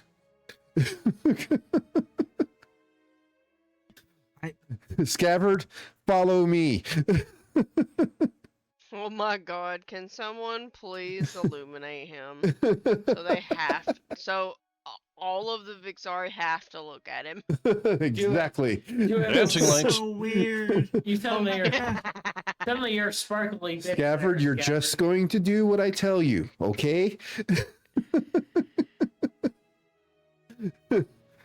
I know Right. you're going to crawl up top Let's- of these let's rocks. just- I'm going to go up there first, and I will use the most booming voice I can muster. Nikolai, Yes. hold on. What? You could. Aren't you small enough you could sit on a Scav's shoulder? No, the Scavered's only like 2 feet tall. Nikolai's like a foot tall. Oh, They can wear them like a fuzzy backpack. never Yep. mind. On then. top of this rocks, I will muster the most booming voice he could possibly muster, and I will explain in the most simplest but divine voice I could explain that their great prophet Scavered has a message for them. Please listen. Let me interrupt real quick. Now, Mongo just got punched in the face. How loopy is he? He's about as loopy as Scabbard right now. You're both seeing various versions of Double. So he's a bit out of it. Yeah. Not thinking clearly? Okay. Has Mongo been thinking clearly this entire time because of the batshit insane plans? Nope, just gonna do something really stupid. Scavered, stand up, tall As and proud, buddy. Scav opens his mouth to talk, Mongo is going to use the cantrip Gust in a kind of a cone shape to help move his voice even louder. Nice. All right, Scavered. And That's the assuming the DM will let me do this, of course, because I've never done this shit before. cave, the cave starts to collapse from the vibrations. It was fun while it lasted. Scavered, say these words. My people, I have procured safety. You must gather all your belongings and be prepared to follow the soldiers of the Fey Kingdom to your new home.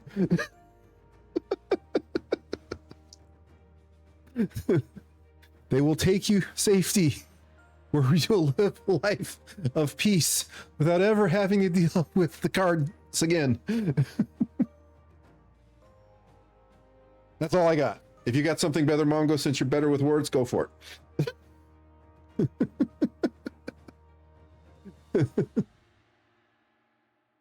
Cheyenne's like, we go. See if the prophet actually does it.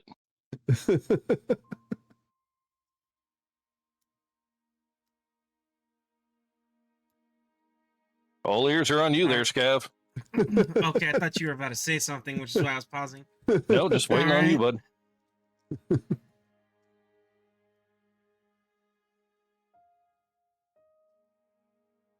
I'm trying to remember exactly what Nikolai said, but that's already just.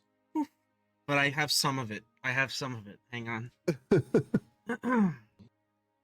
I guess I'll stand up atop the stones there. Cheyenne is ready for a train wreck.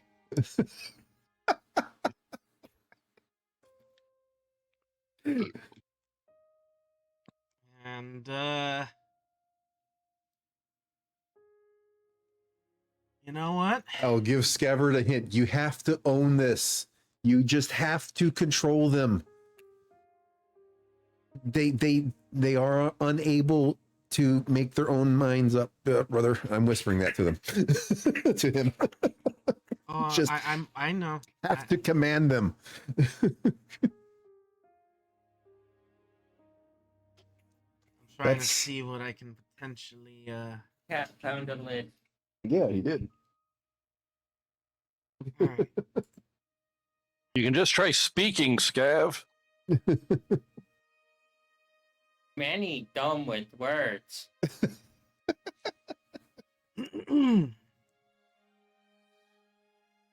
My friends, listen and listen good. Listen close.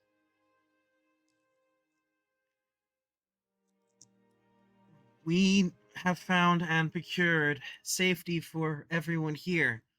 You no longer have to worry about the Red Queen and her cards. Outside of the cave, soldiers of the Fey city are waiting for us to take each and every one of you to your new home. A place where you'll be safe, secure, and a place where you'll be free to do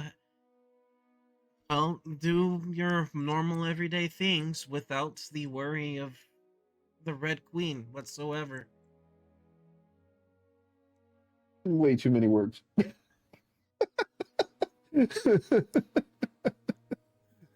Way too many words there.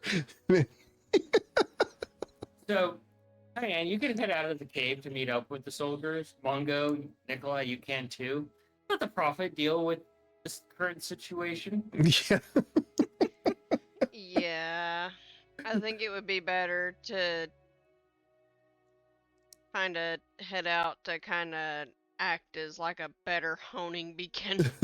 You head out, and an elven ranger walks up to you wearing basically a signia of the city. Cheyenne, and he looks over at you and he's like, kind of tilts his head a little bit and draws his bow. He's like, ally or foe? You were sent from the city? Correct. Are you ally or foe? Ally? Do you have the proper documentation to state as such? I'll show them the scroll. Thank you. I did not want to have to ventilate your lungs. Walks over and you see a few other rangers just kind of come out of just thin air. And Mongo, do you head outside too? Yeah. And Nikolai? Yeah. Following. Oh yeah, no, it's clear to leave. Yeah, no, we're getting the fuck out of there. Yeah, like The ranger walks over to you and just kind of like, okay, they live in a cave. We will seal them in a cave. No, not in the way that you think. We're going to close off their cave and make it look as a natural mountain can naturally look. That's why strangers are here. But there will be a gateway to a door to their home and inside the cave. oh, okay. Wasn't there a part where there was a bad thing in the cave? Which Yeah, is they now said it was open. some kind of fucking worm or something. Yeah, like orange, like purple, great purple worm or something. You can do Well, a nature man, on that thing's guy. choking to death. Most things aren't purple. Yeah, sure. Well, so what we did is we opened up that cave that they closed so that we can lead the cards in there if they showed up while we were trying to procure protection for them.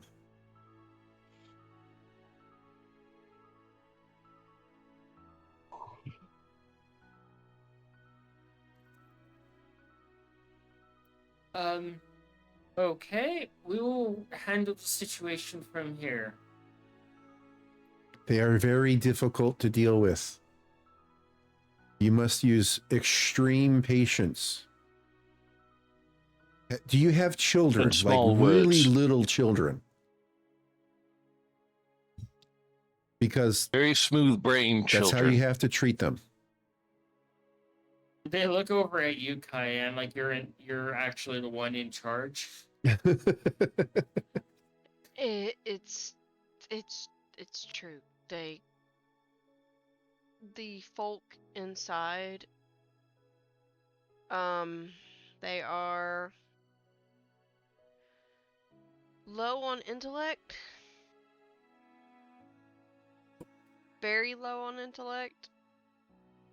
Very good folk, very low on intellect until they gain further knowledge and education. Oh, and they are very, very strong. Okay. Like they can literally break rocks with their hands if they get angry enough. Scabbard, as you leave the people behind and you head out of the cave, the lead ranger approaches you and crouches down and puts his hand on your shoulder. I am going to use simple words to speak to you. Not if you understand what I am saying, simple. I'm gonna hold up a finger for them. I'm the wrong one. If you're looking for the others, that a little bit further in, I'm the envoy for this whole operation. This way. I'll guide them in further. He motions for someone to follow you. I could have sworn that was who we were looking for. You'll be looking for other little draconic beings similar to me, but more fey. You'll see what I mean. And I'll take them in and I'll guide them to where all the others. What did you call them again? The Vixari. Vexari? Which is, from what I'm gathering, is what it's what Scabbard actually is as well. To the other Vexari, and show them where I had them gather up all like their belongings and things and such, and get ready to move. This is them. Ranger looks at you, and it's a moon elf. He just looks over and he's like, "You can leave now."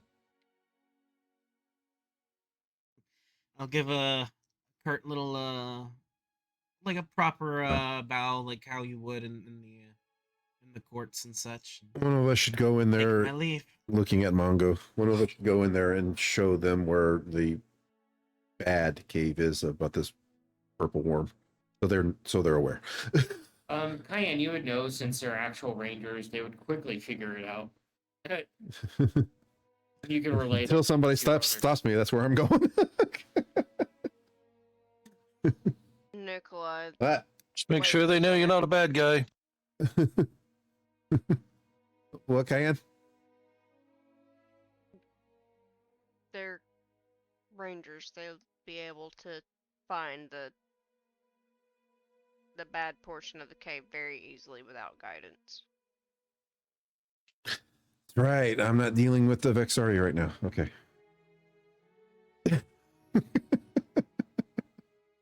So, as Scabbard returns to the group, and you guys return to Cook ship, Cayenne, you probably quickly find a bed from all the exhaustion and just lay down to pass out. Nikolai, you're so tired from dealing with this situation that your brain is just mush, Yeah. and you find a bed. Yeah. Mongo, you feel like you've been out drinking with Coin all night, so you probably find a bed. Yep. Scabbard, you're just so done with the situation and politics, you find a bed and pass out.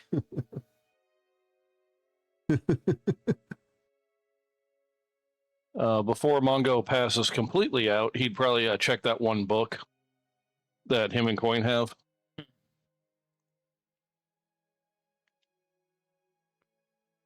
And then pass the fuck out.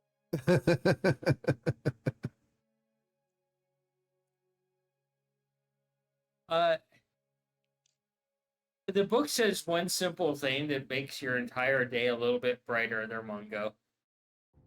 The dwarves are at civil war.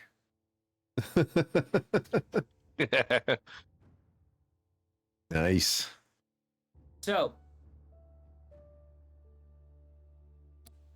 post-mortem. Let's make it quick because people are dead tired. Mongo, let's start with you. Oh. Well, Mongo has learned a very valuable lesson about, when not to smart off. Because everybody thinks he's fucking serious.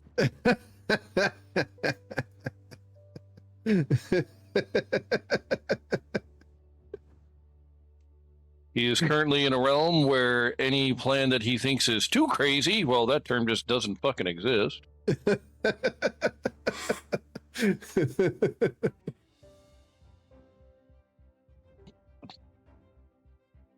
But yeah, Mongo had a headache almost like the entire time, but yeah, this was a fun one.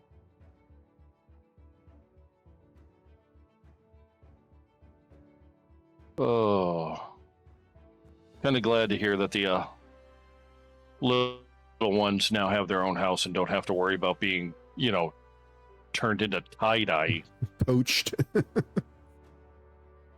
Yeah. Or hard-boiled.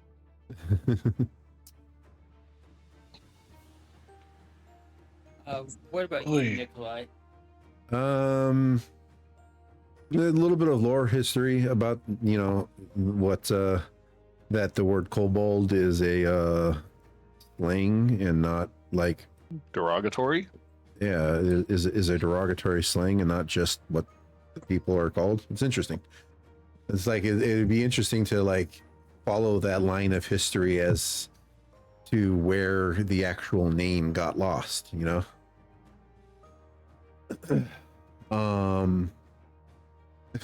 out that these little guys are natural barbarians is freaking nuts. So you don't want to mess with these guys. Didn't get punched in the face. Didn't get punched in the face twice.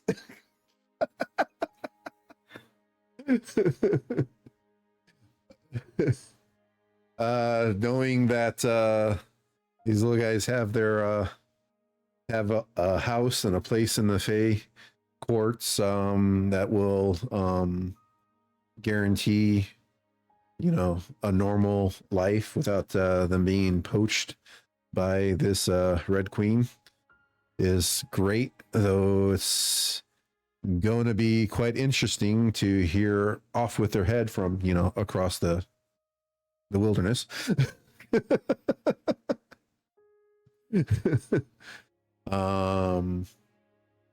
Let's see. The encounter that Cayenne had with Asala was pretty cool. Very interesting character.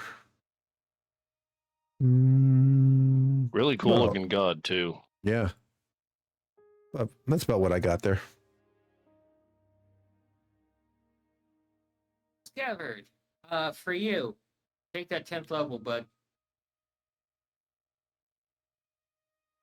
Okay. And your highlights. I would say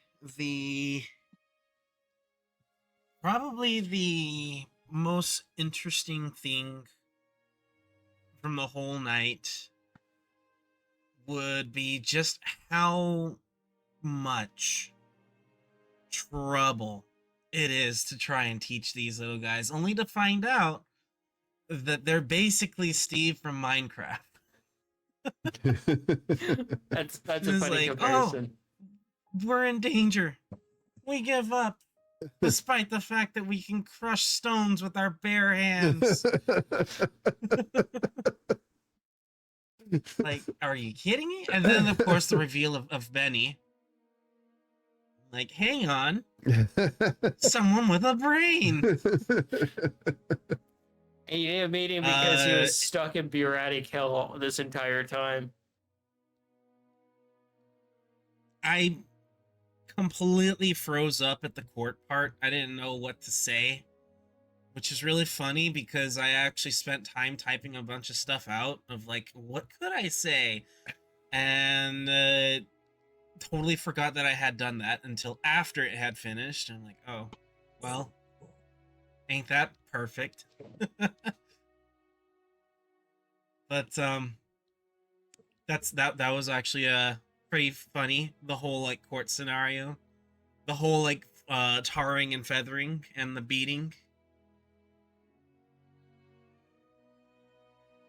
Yeah, no, Insala was pretty cool too. But I think the funniest part of the night, I think we can all agree, is Scav getting his lights punched out by the one of them. That's pretty funny. That was hilarious. That was a good one.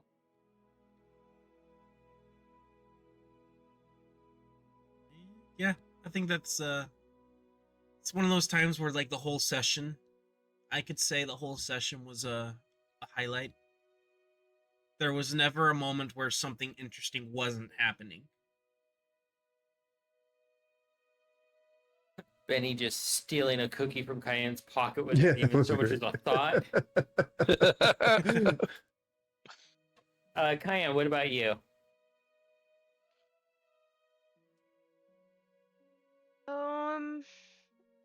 There was a lot of things, but the biggest one was being able to get the Vixari their freedom finally. Like actually getting them a house, making sure that they're finally going to be safe.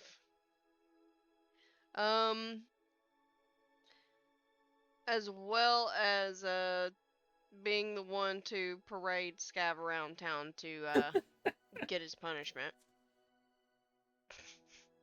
That was pretty funny. I bet that was cathartic as fuck. Ben stealing the cookie. Not really anything I can do. He was nice about it. If he was rude, that would have been a different story. But he was nice about wanting the cookie and taking the cookie so he can have the cookie.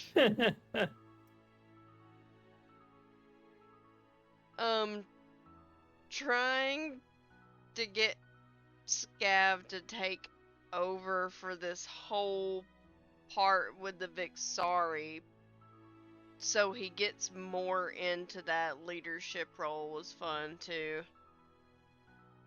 Especially with the talk with Asala. With her saying that Scav's gotta get the Vixari to elect a leader to get them to their potential. Their full potential. Yeah. I think that's pretty cool. I also love that now what was considered a good deity to most is on a Cayenne shit list now. Gods, man. Yeah, not my friend. no more. We gonna have to have slap fight. And you're gonna have to make amends.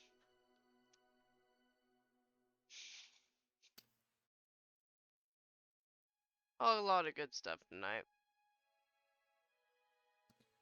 Oh, What about you? oh man, there's so much. I like to actually introduce Asala finally and let her actually share her story. That was good. Getting to play some of the dumbest characters that I've ever played in a campaign, that's fun. Funny thing about the Fae Vixari is that there's actually another tribe of them that's much smaller, on much further away. They're kind of isolated, that have a very different warped perception of the prophecy. Essentially, their version of the prophecy is the prophet will lead us to the promised land, and then we shall consume him to gain his knowledge. Oh shit. Okay. We Nikolai and Mongo haven't gotten to that part yet, I guess. No, it's a divergence in the prophecy from early on. Okay. A very different warped perception of how the prophecy is supposed to go. And so they believe the prophet will lead them to the chosen land, and then they will consume the prophet to gain their power. Geez, Kev, you look like you're having a bad day. What's eating you, bud? Fucking cannibals. I guess it's a very good thing that this is no longer our issue.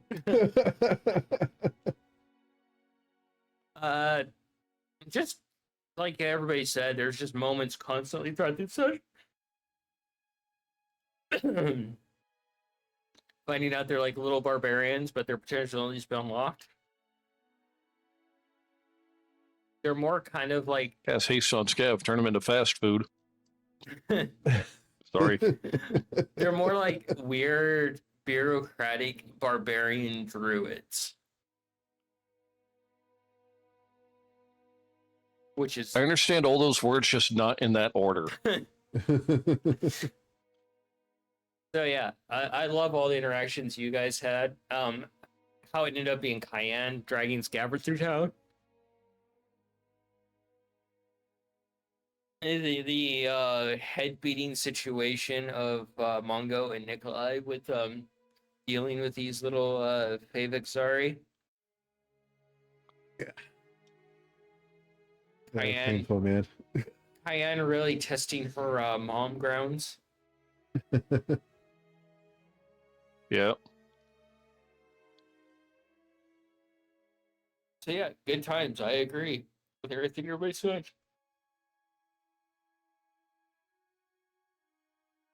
All right. Say goodnight, everyone. Good night, everybody. Thank you for all for joining Good us. night, everybody. And she said Everybody, goodnight don't forget- everyone. Oh yeah. Okay. Good night, everyone. Sorry. Sorry. She didn't say good night, everybody. You're right.